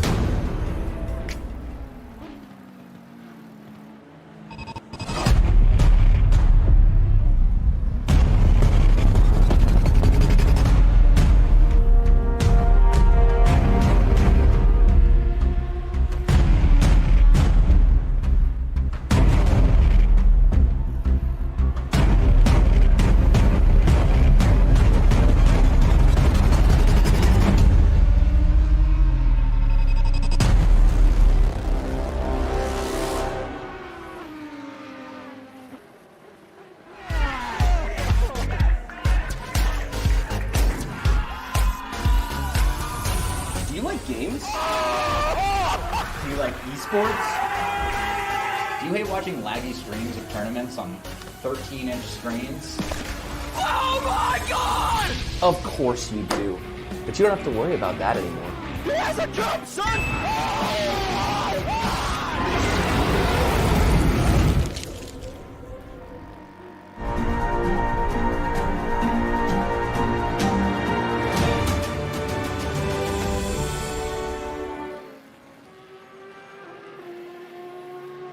Welcome back everybody to the GTR24 Sprint Series here from the Nürburgring GP circuit. What a fantastic race we have had today. So much drama has gone on.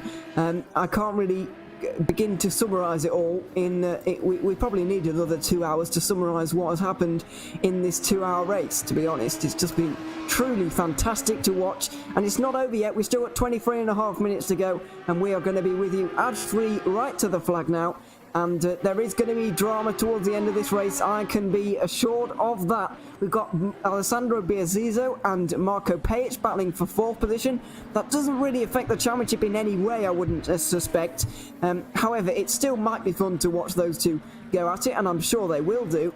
However, this battle down here between Mikko Mo, Daniele Brambilla and Tiziano Brioni is a very interesting one. We expect Brambilla to be disqualified as he crosses the line to finish this race, unless he makes a driver stop in the final moments, which we're not expecting him to do, because he hasn't so far, as Brioni now getting very close. Obviously, Brambilla's just racing for himself here, he's just racing for fun, but Brioni is racing for a championship, and he needs to get through as soon as possible if he wants to get past Mikko Mo, as well as Brambilla goes around. Oh, and Brioni's been caught up in it. It's the 4th time. The Musto car has been involved in an incident today. Their bad luck continues in this race, and with a car that is not involved in the championship, they have been caught out once again, and they are still in 8th position. That might prevent them from getting ahead of Mikko Mo. Okay, it's just gone from... I mean, it doesn't matter who you are. You have to feel so bad for Master Tiziano Brioni. Whether it's the pressure, bad fortune, there was nothing he could do about that. Brambilla just lost the back end and collected Brioni. And honestly, if Brambilla doesn't let Brioni through here, I think that's a bit questionable from the McLaren driver. So let's just see what happens as they make their way through turns 10 and 11. But so Brioni and Johannes Weiss, they're in the 204s. They are easily the quickest drivers on circuit. They're 2 seconds quicker than the likes of Biazizo and Pajic. So that's just how much quicker Brioni is, and it's still not over. I reckon he can still close all the way up and fight for P4. Possibly. It's a tall order from here, though, with only just over 20 minutes to go. But it's definitely possible, and we'd like to see him do it, because it really would put on a great show for us as Brambilla now pulls to the right-hand side. He's going to force Brioni to go the long way around here at turn 1. Then now, as Brambilla gets to drive the penalty, I can't imagine that is for actually the incident there. Contact. It has to be. It has to be, yeah. I can't see any other reason why, but Brioni might have done it anyway. Late on the brakes, they go wheel to wheel now through turn 2. But Brioni is through, and now he is going to chase down Mikko Mo. 7 seconds is the gap, and you've got 20 minutes to do it.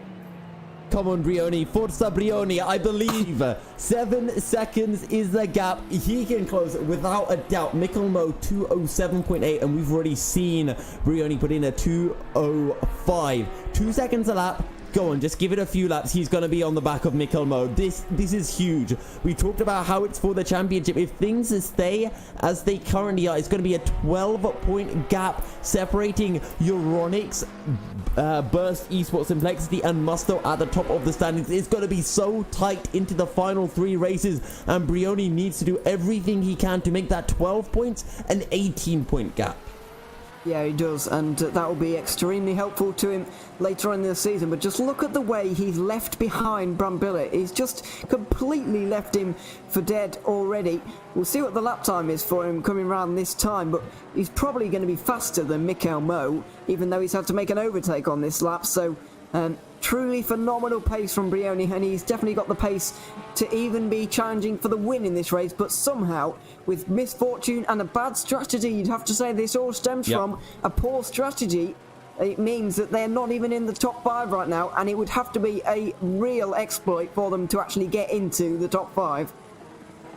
I think they can do it. Let's see this time around. Let's look at the laps. So Biazizo comes across a 207.4. Marco Pajic a 206.6. Here comes Mikko Mo. It's a 208.1, and Tiziano Brioni, this is gonna be fast. You know it. 205.1. 3 seconds. He's half the gap to Mikko Mo in the space of 1 lap. Now, I know you and we like to interview everyone, but if we end up interviewing Tiziano Brioni, this is going to be the most angry Italian man you have ever spoken to. Yeah, I don't know if I do want to speak to him, actually. He's just going to be so angry that he might not, he might need to calm down a little bit before you actually go and talk to him, because, yeah, he's been caught up in incident after incident after incident here today. That's the 4th one he's had today. First one with Yarshall, second one with Biazizo, third one was with Mikkel Mo, and the 4th one was with Daniele Brambilla. So he's making his way around everybody and having an incident with them. I think it was a 2 with Biazizo or 1 with Page. I don't think he ever made contact with Mikkel Mo for the 3rd one. Oh, didn't he? Okay. Well, he's had so many, I'm forgetting who he's had them with now. So that just shows you how, although my memory is pretty bad actually, so it's not much of a surprise. But anyway, yeah, he's had a lot of incidents in this race, and it is a shame to see that for them. But yeah, they've just not been quite able to make their way through the traffic in the way that they would like. Yeah, I don't know if they can get the top 5 here today, because I think Payet and Biazizo are trying not to battle at the moment, so that, or Payet is trying not to battle Biazizo so that they don't catch him, or he doesn't catch them, rather, because that would obviously be helpful for Euronics, which Payet drives for. So yeah, it's certainly a very interesting race at the moment, finally poised, and it's just adding to the intrigue of this championship that is continuing to go down to the final few races. It is, and Brioni is going to take this to the final few laps. We saw, it wasn't Brioni last time, it was Pierluca Amato in the Musto GD car last lap, finding a pass on the Butler Pal Motorsport car to take a P3, and we said that could be huge for the championship. It was huge. It tied them with Burst Esports in Complexity, and now it's Tiziano Brioni in the wet conditions here at Nürburgring. He's got to do it all again, and he's got to take Mikkel Mo round the outside. Mikkel Mo doesn't even defend the position, and that's Brioni up 1 extra spot, now up into P6. Oh, where did Mikkel Mo go? That's the big question there. Somebody's off there. He disappeared. Oh, somebody's off. I don't know which one that is. It's Biazizo. I think Biazizo's been off here for Butler Powell, and that he has. That really helped Brioni. He's up into 5th position, and he didn't even have to do anything. So what happened to Mikkel Mo? Is he slowing down? I don't know what's going on with him, but he's let Brioni through. He crashed at turn 1. Biazizo crashed at turn 3. And now Brioni is up into 5th position. Well, this has been a remarkable turn of events. He's had bad fortune throughout the whole of this race, and finally he's had some good luck come towards him. He just needs Lucas Schmidt to get his drive-through penalty now. Well, yeah, I don't know what that'll be for. It's crazy. No, honestly, Lucas Schmidt is just, he's not even pushing. He's doing 207 deads. He knows all he has to do is keep it on the circuit. He's got the race win in the bag as long as he doesn't spin. And he's got a 34-second gap to John Monroe, who's doing a fantastic race, to be said, for the Simply Race team. It's their best result by a margin. Their previous best result was a P4 back at Bathurst, and now they're looking for a P2. However, Johannes Weiss is fast, and Johannes Weiss is gaining a lot of time. 3.2 seconds was the amount that Weiss caught in onto John Monroe. So we've got another battle that will be developing on the circuit as well. Wow, there's just battles going on everywhere at the moment, and it is hard to keep up. We've had battles going on even way down the order. Henningsen and Lykegaard are close together at the moment. So are Anderson and Frommel, with Hinsai not too far behind those guys either. So there's just stuff going on all over the circuit at the moment, but we wouldn't have it any other way. Marco Page is kind of matching Tiziano Brioni's pace, though. Brioni lost 4 attempts to Page on that lap, so the Italian is going to have to do a little bit more than that if he wants to get up to 4th place.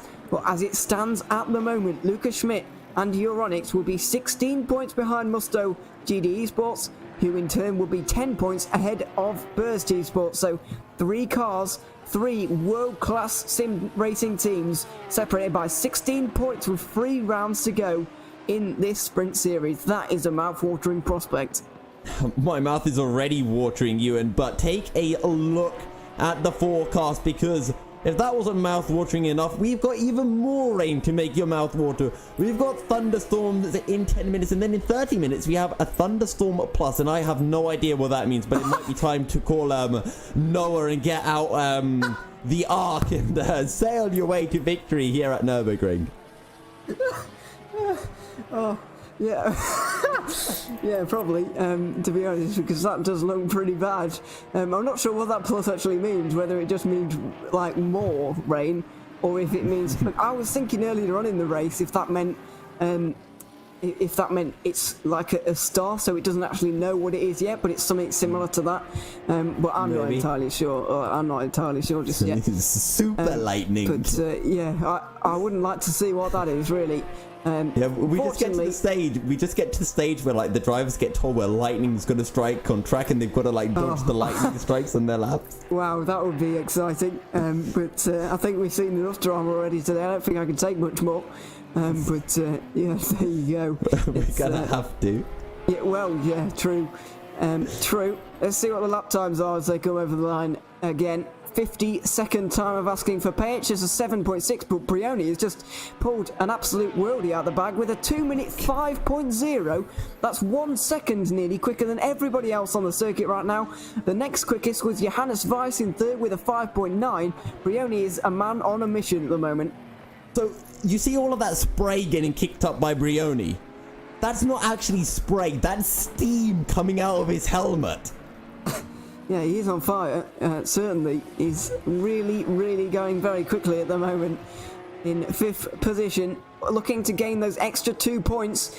But, yeah, it's only 2 points at the end of the day. I know these 2 points could prove very crucial with the way this championship is going. However, it's only 2 points, and it would only extend his championship lead to 18 over Euronics and 12 over Burst. So it's not a huge margin. Whatever happens here, Musto are going to come out with the championship lead, but it's going to be much closer than we initially thought it was going to be. Yep, it will indeed. Brioni in P5. He's not looking for P4. That would be 12 points. So he'll find himself, quick maths, 18 points ahead of the Euronics esports team Intel. And, well, 18 points over 3 races. That means that if Lucas Schmidt and, and Tim Yarshall win every single one of the remaining races, they will be guaranteed the championship, even if Musto finish in P2. So, a lot is at prospect here, and Tiziano Brioni needs to get everything he can for Musto. He does indeed. So we're looking at the updated... I'm looking at the updated standings at the moment, and apparently... according to this sheet, it's just 6 points between Musto and Euronics, with Burst Esport 10 points behind.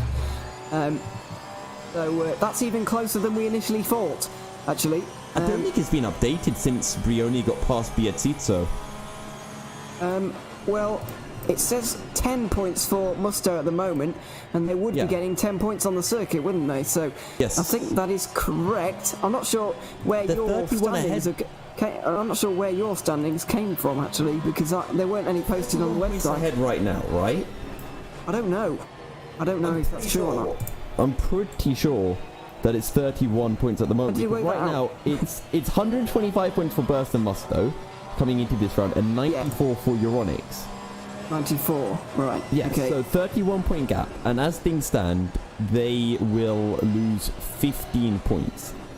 So from 31, it's then going to be 16 points gap. Yeah, 16 points. Oh, it's 21. 21?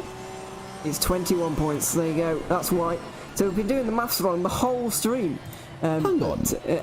But there you go. Never mind. This is why, ladies and gentlemen, you don't make your own standings. See, here I was thinking that the gap was 31 points. Because I did 79 plus 25 after the last round and got 94. A-level in maths, by the way. You know you did not. I did. I actually did. It's written 94. Okay. Oh, damn. This championship is a lot closer than I thought. Ewan, can we go back and do this whole race? Because I need to add another level of excitement to this. Yeah, well, I don't think I can add another level of excitement to this because this is just quite unbelievable at the moment. I'm checking my own standings at the moment just to make. Oh no, it doesn't. In the highlights video, there normally is the standings, but there wasn't in the last one. So we'll have to trust that it's 24 21 going into this race. So it's even closer than we thought. As you mentioned, Burst Esports would be 10 points down, Euronics will be 6 points down, Musto on top with 3 rounds to go. What an interesting championship this is going to be throughout the final moments of this race. Apologies for getting the maths wrong throughout the whole stream, by the way. I'm going to blame Yusuf solely. Oh, yes. For that. I will post an apologetic tweet with my mistake attached. Yes. Yes. I'll even write, I am an idiot as well, because I think it's a... it doesn't matter that much, really. It's just, I'm glad it's not the other way around, to be honest. The fact that it's not 10 points less close than 10 points closer than we thought, if you see what I mean. Yes. So I'm glad it's not 41 rather than 31, like we thought it was. I'm glad it's 21 instead.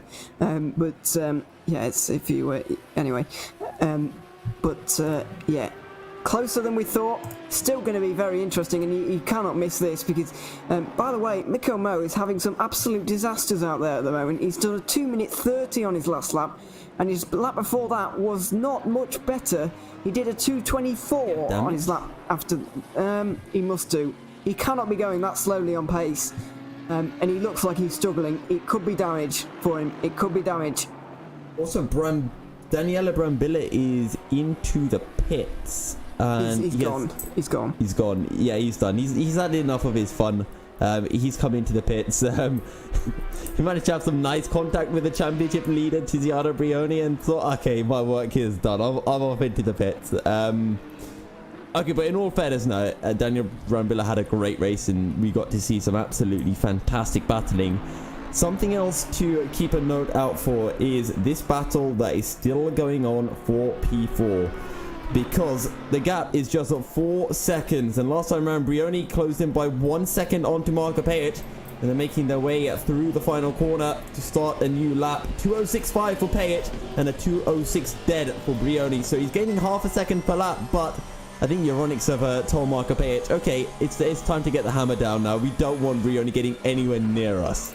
Yeah, I don't think there's enough time left for them. I think there's 4 laps to go for these two. Lucas Schmidt is coming up towards the end of the lap at the moment, and when he gets there, there's going to be 3 laps to go with 6 minutes left on the clock and a 2-minute lap. He's not going to be able to get 4 in, so 3 laps to go. But as we go along now, Brioni and Pejic are yet to hit the line to take 3 laps to go just yet. So Brioni needs to take out more than half a second a lap at the moment, because that would only bring him about 1 second behind Pejic. He needs to just eke out a little bit more out of his car right now. But has he got anything left? He's been through mental trauma and elation throughout this race, really. It's been a real roller coaster of emotions for him. Now, can he all under control, get these last few laps together? If he does, then he could have a shot at extending his championship lead. Yeah, well, he'll be extending the lead over Burst Esports Complexity, but he will not be extending his lead over Euronics. Lucas Schmidt in complete control right now. He did a 2:10 last time round. He is really backing up. Pejic has made a mistake on the Schumacher S, and now, contact! Pejic has almost run him out of road there. Robust defending from him, and now down the inside for Brioni. It's a late dive. It's a late dive, and he's gone around. Big contact between them. They're both around. And now Pejic and Brioni get going again together. Here comes Piazzizo, is that in behind? I think, no, it's not. It's the 11th place car, Daniel Fromelt, who is also a Euronics car. So Pejic and Brioni come together, but will Musto get a penalty for that? I have a really bad feeling that they will, because without a doubt, Brioni went into that. He knew, you are my enemy. You hate me and I hate you. And Brioni, I think he first thought, okay, I'm going to just absolutely destroy you. Proceeded to do so, and then that little bit of contact from Pejic, Brioni just said, enough's enough, and he threw his car down the inside. He did not care what happened. They both went spinning, and as much as I hate to say it, that is Brioni's fault, and I think that there might be a penalty coming his way. He is not going to let Pejic through. There is not a chance in hell of that one happening. Brioni's going to lead, and there it is. The drive-through pops up. Oh. Dear, oh dear. It's going to be 7th place for Brioni. I think he's going to be all right getting ahead of Beavis, but I think it's going to be 7th, and that is going to leave him with just 2 points ahead of Euronics. Goodness me, could there be any more drama in this race? Well, I don't think there can, but I'm sure these guys will prove us wrong. What a fantastic race it has been. Brioni has been through hell and high water, really, and that is his 5th incident of the race. You've got to say that looked like an incident, that looked like the driving of a man whose head had completely gone towards the end of that race. Yeah, and I can't even blame Brioni. I completely understand where he's coming from in that incident. Page made contact with him, and Brioni just thought, okay, I've got to go down the inside. But you're fighting for a championship. I think, how many times have we mentioned the prize pool? How many thousands of pounds is there at stake here? And Brioni, he just lost his head a little bit too much under the pressure. And, well, I think in a few weeks' time, we might be saying just how costly or how uncostly that incident will be. The rain is horrific right now, I've got to say. It is absolutely pouring it down. And we are really getting these thunderstorms that we were promised towards the end of this race. They're going to be getting their boats out, as you mentioned earlier on, in a moment. Brioni is coming up towards his penultimate lap, I think, but he's going to have to be into the pit lane at the end of this one. And he does not, so he might be ending up taking this one on the final lap, which would add more drama, as if we needed it. But where's Lucas Schmidt at the moment? He's just about 30 seconds. Oh my goodness me, this rain is unbelievable. And off in the background there, the 37. That is Matt Beavis, who was looking on course to maybe overtake Brioni. He's actually had a spin at the Michael Schumacher S, so Brioni is guaranteed 7th. This is a remarkable race, and the drama will never end. I don't know if God is on Brioni's side or not here, because honestly, someone keeps changing their mind with Brioni's fortune. Yeah, well, yeah, it's almost like a pendulum at the moment with the way his fortunes are going, just swinging one side and then the other. It's a full swing that's just going all the way around and over the top. It never stops. Oh, dearie me. He is really, really just... I don't know how he's coping with it, if I'm honest. It's not. Well, yeah, that's a good point. He didn't look like a man who was coping with it very well down there into that braking zone at the turn 11 nearly, but he's gonna have to take the drive through here in a moment and lick his wounds after this race, really. But Lucas Schmidt on the final lap of this race now. Just gonna see if Brioni is actually gonna pit here, and then we will give all our focus to Lucas Schmidt, because it's been a fantastic drive from him, but the drama has all been behind him. Please, Brioni, please just serve your drive through. Don't try to be a hero. Don't try to show, look, I could have finished P4, and then try to argue the drive through later. It's not worth a disqualification. Come in the pits. You never know. He might still have a chance of taking the 8 seats, though. He's 18 seconds ahead right now, so it's almost 19, so it's going to be really close, and I reckon we still have a battle for 6th place.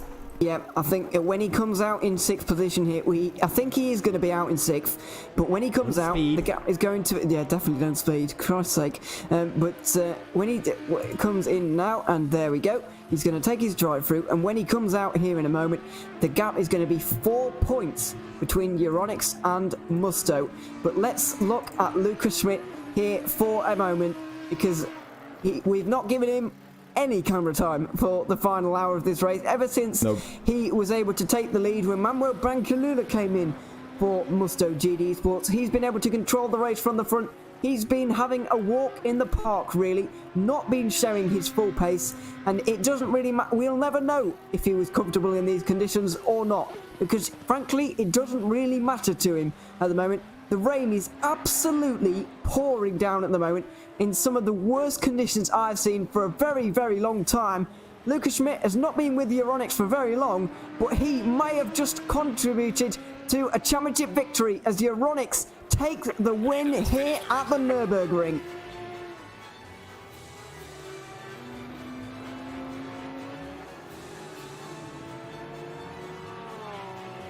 Well, Tiziano Brioni, he is just ahead, isn't he, of Alexander Biazzizo. So Brioni holds on to P5. Beavers' spin didn't matter. So Brioni, maybe he's going to argue about Page's move and see if he can get Page a penalty, because then it'll still be P4 for Brioni somehow. But it's still going to be 10 points at the bare minimum going to Musto. And they have been to hell. I'd say they've been to hell and back, but I don't think they've got back just yet. No, they really haven't. They're not out of the water just yet. 6 points is going to be the margin. John Munro and Johannes Weiss come across the line for second and third. Great drives from both of those guys to actually get those positions in the end. A big result for both of them. Marco Pic is going to get fourth. Brioni is going to be fifth. Alessandro Biazzizo is going to be in sixth position. And that is going to sort things out in the championship to as they were before, basically. Before all that incident with Page and whatever, we've got 6 points separating Musto and Euronics, and Bercy Sport are 10 points down in the race for this championship. As I said a little bit earlier on, Lucas Schmidt has only been involved with Euronics since 2019. However, that drive right there might have just put them in contention for a championship win here in the GTR24 Sprint Series.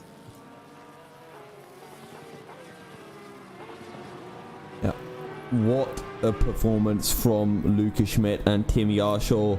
They battled tooth and nail with well, it wasn't it was Brioni, pardon me. I forgot they put Manuel Biancalila in, but only for a couple of laps. So I mean, Brioni's done about 1 hour 30 minutes of driving, and you gotta feel bad for him. But then again, I think the best that they could have gotten after that strategy mess up was P4. And we'll have to see what the stewards say about the Page Brioni incident. Maybe they get the P4. Either way, the championship is so close heading into the final 3 races of the season. Yeah, I absolutely cannot wait for those races. They are going to be so good, and you cannot miss them. We'll be back in 2 weeks' time, of course. Don't forget, by the way, if you are a driver and you're listening right now, that you can pop yourself in the green room, and we will interview you in the post-race show, which is coming up in a few moments' time. But we're going to take an ad break just to really cool off and recover from what we have just seen, the drama of Nürburgring, delivering a fantastic race once again here in the GTR24H Sprint Series. Don't go anywhere, we've got the post-race show coming up in a couple of minutes after these messages.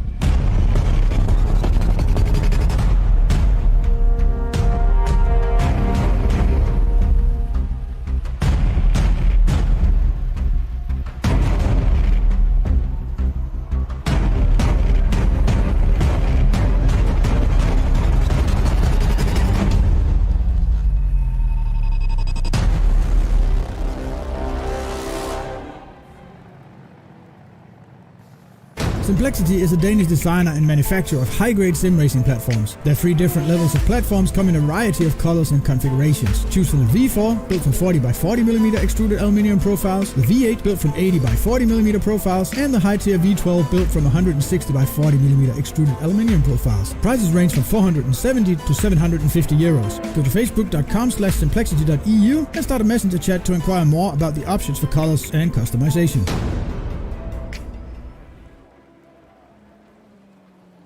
Communication. It started out as a conversation between 2 people, but as time went by and people's needs became greater, they developed more ways to communicate. Businesses today need to minimize incomplete connections. Therefore, it is critical that they provide optimal service. Xilinx desktop, mobile and web applications can process everything from normal calls and callbacks to chats, emails, and social media inquiries. Let Xilinx liberate your business.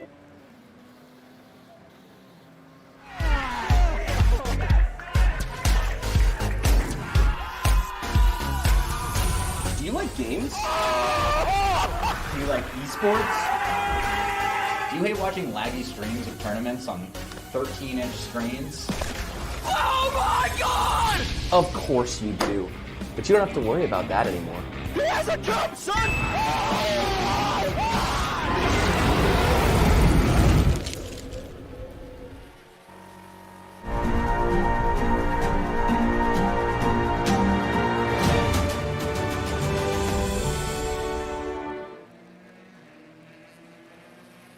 Welcome back to the GTR24H Sprint Series here from the Nürburgring, which has delivered yet again another fantastic race. We've had 24-hour races here, we've had this season in fact, and a 12-hour race in the endurance package, but this was a sprint race and it delivered equally in terms of its drama. It was a race like I've never seen before, to be honest. It was just quite unbelievable, and we're going to talk to a few of those involved now as well, starting off with Johannes Weiss, who was driving the number 556 Butler Pal Motorsport Audi, and yeah, we're going to talk to him first. So yeah, first of all, congratulations on the podium, Johannes.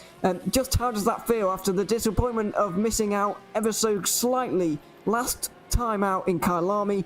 You managed to crack it this week, so yeah, just how pleased are you and Philip after that result? Well, first of all, thank you very much. It was a great race for us, to be honest. The qualifying was already pretty good. And after seeing our pace that we had in Kyalami 2 weeks ago, I was actually quite happy to see the rain coming again. And, you know, trying to extend the first stint to probably the maximum we could, to then actually get the freshest tires with the optimum temperatures, the optimum pressures, getting it to work, then going through the field from, you know, what was P7 when we pitted, all the way to P3, and then actually being able to attack for P2 by the end, which sadly didn't reach just, but it's very, very good to be finally on the podium after we had a lot of issues in the first couple of races. We were first with our car at Bathurst for a couple of laps, and then seeing the pace in Kyalami, it finally paid off then, and it's very good to do it on the home track. Yeah, absolutely, of course. Butler Pal, a German team, and with German drivers as well, with yourself and Philip Mapsik, and that was something I've forgotten about, actually. To get a podium at home must be pretty good indeed. Now, just talk us through your kind of choice with who starts and finishes the car, because as I'm looking through your results and your arrangement, really, of who starts the car and who finishes, just what decides that? What, you know, going into a race, what decides whether you start the car or Philip starts the car, and what decides who finishes the car as well? How do you go through that kind of process of deciding? Well, at the beginning of the season we said, well, it's an equal number of races, so everybody does one half at the beginning and the other half at the end. And we change it every race, so the first race it was Philip, the second myself, third Philip, fourth me again, and so on. So that's like a system we adapted over the whole season, and it really looked like it paid off. So that's our process, how we do it. And if sometimes, you know, for personal reasons we have to change it, we do it. And yeah, so it was very good, and knowing that we are good in the conditions we had, paid off this time very well. Yeah, let's just talk about the conditions for a moment as well, because we were mentioning towards the end of the broadcast of the race there that it looked horrendous, to be honest. The rain was absolutely pouring. Just how was it to drive towards the end there? Because I was struggling to see actual cars. It was just becoming headlights to actually watch at the end. How was it to actually drive? How was the visibility, and how was the car handling? Well, as long as there were no back markers or cars in front, it was actually pretty good. But, you know, it was really towards the end, it was very, very heavy rain. Barely any visibility at all, especially if you had traffic coming. And driving conditions were actually, I don't know, we had a very, very good setup. We set the car up very nicely, very balanced, which paid off in the dry as well. So we weren't too bad in the dry, but in the wet we were like quite closely the fastest car. I'd say, yeah, so it was very good to drive. Actually, at the beginning of the wet period, towards the end, I think everybody will say the same, that it was really, really hard to keep it on the road. I myself did 2 small mistakes, but it was really, really bad to drive. But actually fun. To be honest, it was fun. That's good to hear. Now, what was your setup decision? Because obviously it's a split race again with the dry and the wet. Did you know the rain was coming, and did you go for a wet setup or a dry setup? Well, seeing that or over the course of the week when we practiced, we saw that, well, there was mainly dry weather. Track temperatures up to 40 degrees, even higher sometimes, so we were actually using a setup we do for another league, which is mainly for the dry. But you know, I think overall the setups we built, or the setup Philip builds, I have to say, they are very, very nicely balanced. So we have a very good mixture of mechanical grip and aerodynamics, which seemingly fits our driving style very well and is very, very good in the rain. And just one more word before we let you go, just a quick one about the race in 2 weeks' time, which happens at the Silverstone circuit. How are you feeling going into that race? Do you like the circuit, and how does it match up with yours and Philip's driving styles? We had a Silverstone race a couple of weeks ago, which was actually very much fun and was good to our car, it was good to our driving style. So yeah, we hope to build on the form we have. We hope to build on the car we have, so that we may end up even higher on the rostrum. Well, I look forward to seeing it, and with the British weather, then who knows what's going to happen, to be honest. So yeah, good luck with that, and yeah, we look forward to seeing you in a couple of weeks' time at Silverstone. So thank you very much, and yeah, we'll see us there. Alright, we'll see you there. Johannes Weiss there from the Butler Pal car, number 556, getting their first podium of the season at the home circuit indeed, and a great drive from those guys. But the men they couldn't quite catch in the end was the number 23 Simply Race Sancho team of Ross McGregor and John Munro, who ended up finishing the car. John joins us now fresh from the Bentley, finishing in second position. Obviously, it's going to be a very pleasing result for you. Best result, or first time on the podium, and first time even near the podium, really, since Bathurst. So you and Ross as well must be extremely pleased with how that race went. Yeah, I think fresh is probably not the best word to see after that race, but Johannes had us really worried. He was phenomenally fast at the end of the race. I was pushing as hard as I could, but we'd been on the wets for quite a while, and your pressures were dropping quite low, so we were struggling a wee bit. But yeah, delighted to get the podium. I think it's been coming a long time this season. I think it was older. We definitely had the pace for a podium, but with so many things didn't go our way, and this was one of the races where things did drop for us. Thankfully, we knew the Bentley was going to be really strong in terms of race pace. So even though the qualifying didn't go quite as planned, Ross was still able to drag the car up into third in the dry, and thankfully, we had a decent setup and good pace in the wet. So yeah, things finally clicked, and I think it's been a long time coming, but I think second's a great result. Yeah, it definitely is a great result. Now, talk to me about the Bentley, because you go for it pretty much every week, pretty much every week. And it doesn't look to me like it will be the best car in the wet, because it doesn't look particularly manoeuvrable.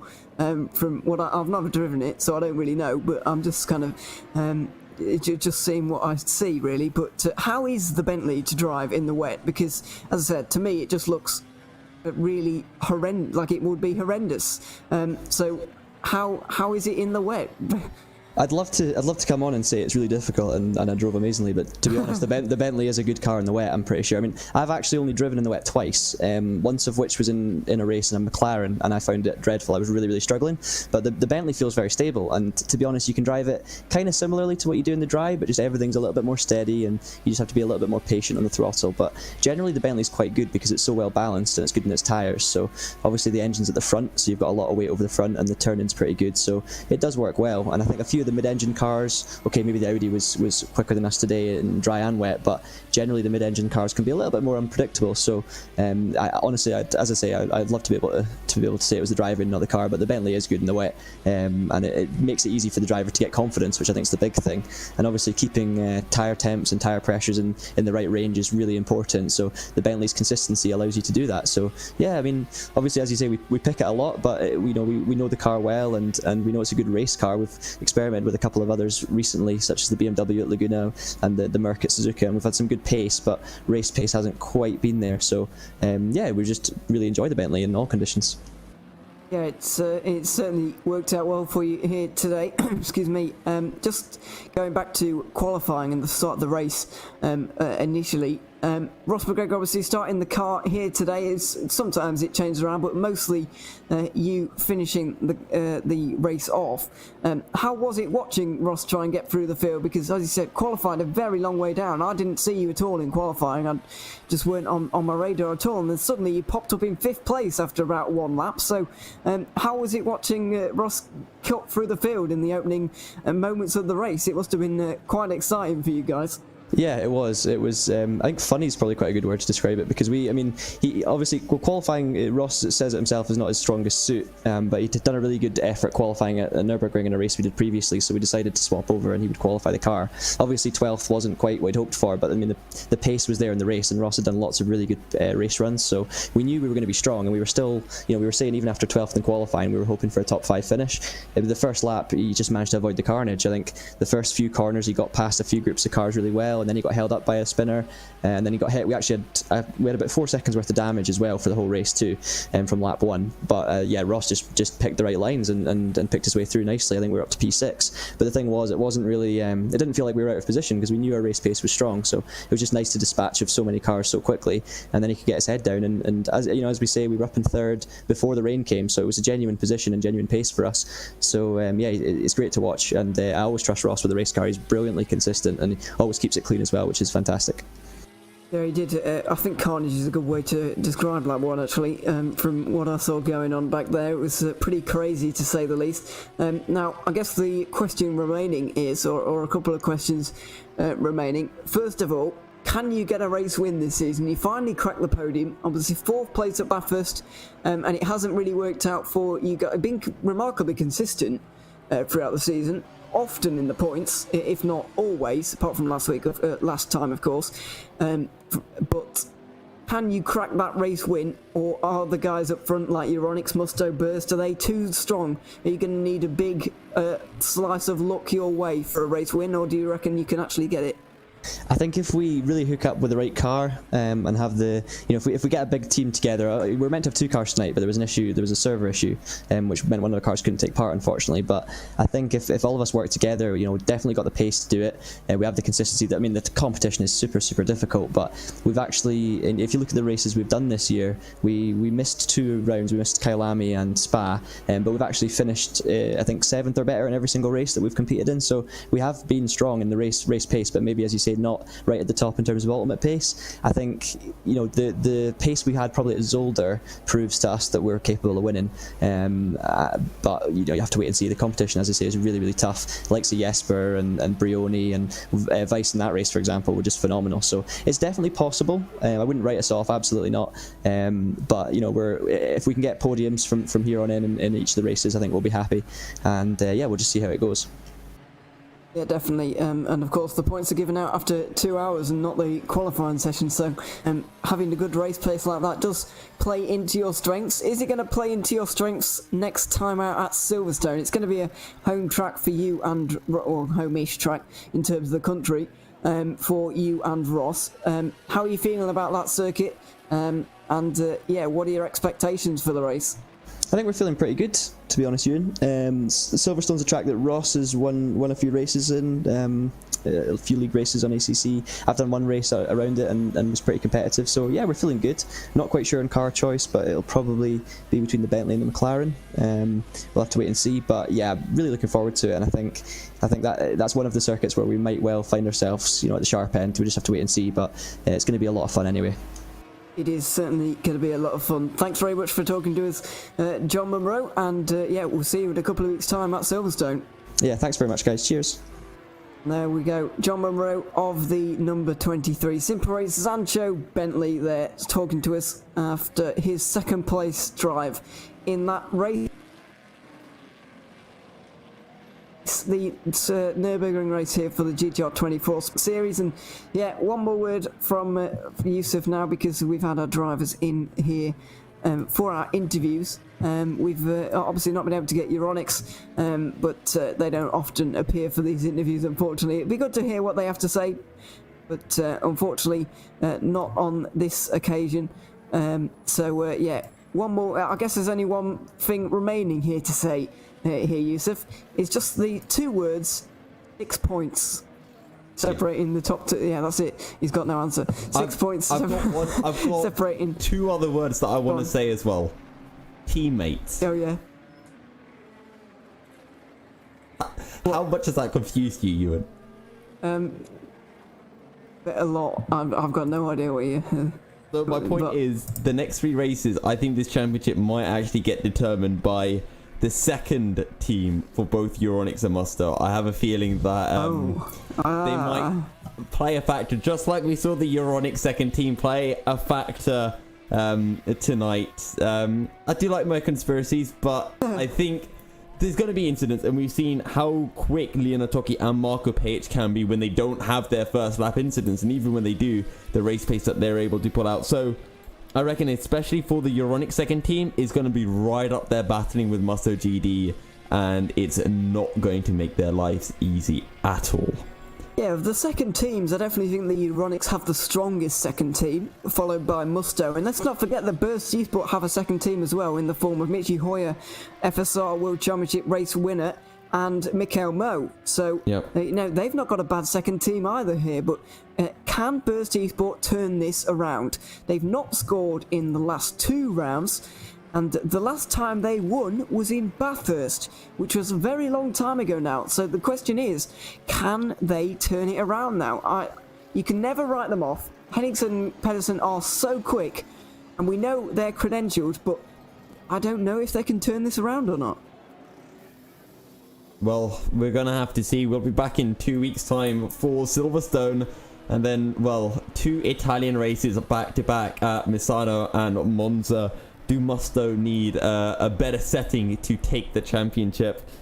It's going to be tight, and we could talk about it all night long, but we'll get nowhere closer to the answer until 14 days from now. Yeah, that is a bit of a shame, to be honest. I could just happily have the next race now, to be honest. I am, I'd be up for that. But obviously these drivers won't. They're probably in a ball of sweat at the moment, in a bucket of sweat, and probably heading for the showers pretty sharpish. So we're going to head for the showers as well, I think, and we're going to round off this. That was a bit of a segue in there, but we're not actually. But I'm getting dinner. Yeah, yeah. There you go. Hungry. Whatever we're doing, we're heading off now. We've had a fantastic race. It's been a fantastic stream as well, of course. And it's great to see everyone coming out and watching us, of course. So, we will be back with the Sprint Series in 2 weeks' time. And also, this weekend, in just 2 days' time, we'll be back live again with practice and qualifying of, I think we're streaming practice and qualifying of the Matsusaka 24 hours. And then we will definitely be here for the 24-hour race. And obviously, all of us, including the drivers and us commentators as well, so all the usual faces will be here. But we're going to end off the stream here. A big thank you to Yusuf bin Sahel once again for coming alongside me for this Sprint Series race. I've been Ewan O'Leary, and we will see you in a couple of days' time for the Matsusaka 24 hours. You have been watching the the GTR24 Sprint Series here from the Nürburgring, and until next time, it's goodbye.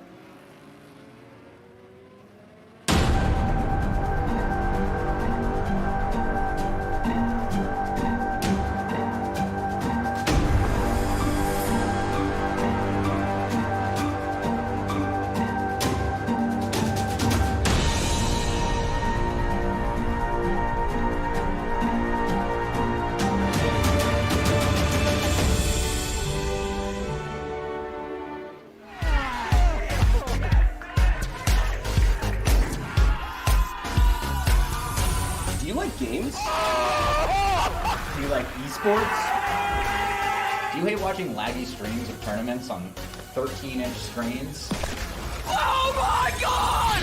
Of course you do. But you don't have to worry about that anymore. He has a jump, son!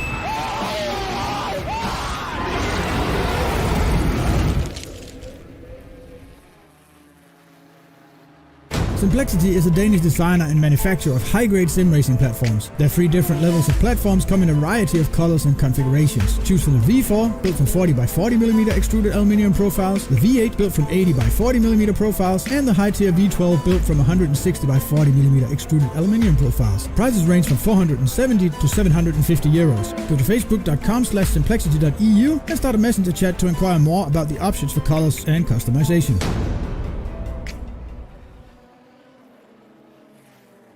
Communication. It started out as a conversation between 2 people, but as time went by and people's needs became greater, they developed more ways to communicate. Businesses today need to minimize incomplete connections. Therefore, it is critical that they provide optimal service. Xilinx desktop, mobile and web applications can process everything from normal calls and callbacks to chats, emails, and social media inquiries. Let Xilinx liberate your business.